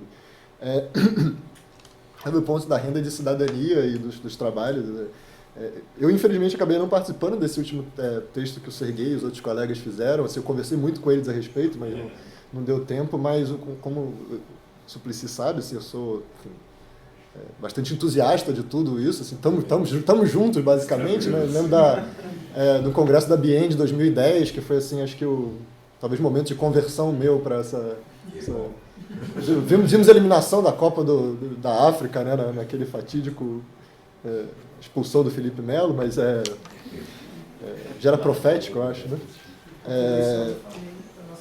Pois é, não tem uma culpa de já prescreveu. Mas definitivamente eu vejo com muito bons olhos, assim, eu não sei exatamente, eu acho que o diabo está nos detalhes, né? Tem várias, isso conhece infinitamente melhor do que eu, tem várias iniciativas em curso no mundo que eu tento acompanhar do melhor jeito possível de ler a literatura. E é claro que o diabo está nos detalhes. Quando você começa a ter coisa que é defendida à extrema-direita, à extrema-esquerda, você vai ter alguma diferença aí no meio, e como você faz as coisas é o segredo dos resultados, né? Enfim, eu tenho acompanhado mais assim como consumidor entusiasmado e de uma ideia que eu acho talvez a ideia mais interessante e nova é difícil falar porque tem uma longa história, assim, mas que irrompeu no debate público com influência, assim, uma das ideias mais originais e possivelmente revolucionárias no bom sentido da palavra. Assim, né? Acho que não sei onde tudo isso vai dar, mas é impressionante mesmo como entrou no debate público e tem muita gente pensando e pesquisando e testando alternativas, que eu acho que o futuro pode ser uma coisa muito interessante. Me permite só uma observação sobre uma das suas observações na palestra sobre os subsídios fiscais. Era março de 2017, em Genebra, já afastada do governo, a presidenta Dilma foi perguntada por jornalista: a senhora cometeu algum erro no seu governo? Sim, um erro muito grave. Eu pensei que, concedendo incentivos fiscais aos empresários, eles iriam promover mais desenvolvimento, aumentariam o emprego e, infelizmente, absorveram subsídios como lucros. Em 2018, eu observei, só para um ano, total de subsídios fiscais pelo Instituto lá do Senado, que ele tem feito, na ordem de 292 bilhões de reais. Só para pensar alto. Será possível uma renda básica se hoje, sim, o Bolsa Família gasta 31,2 bilhões de reais por ano.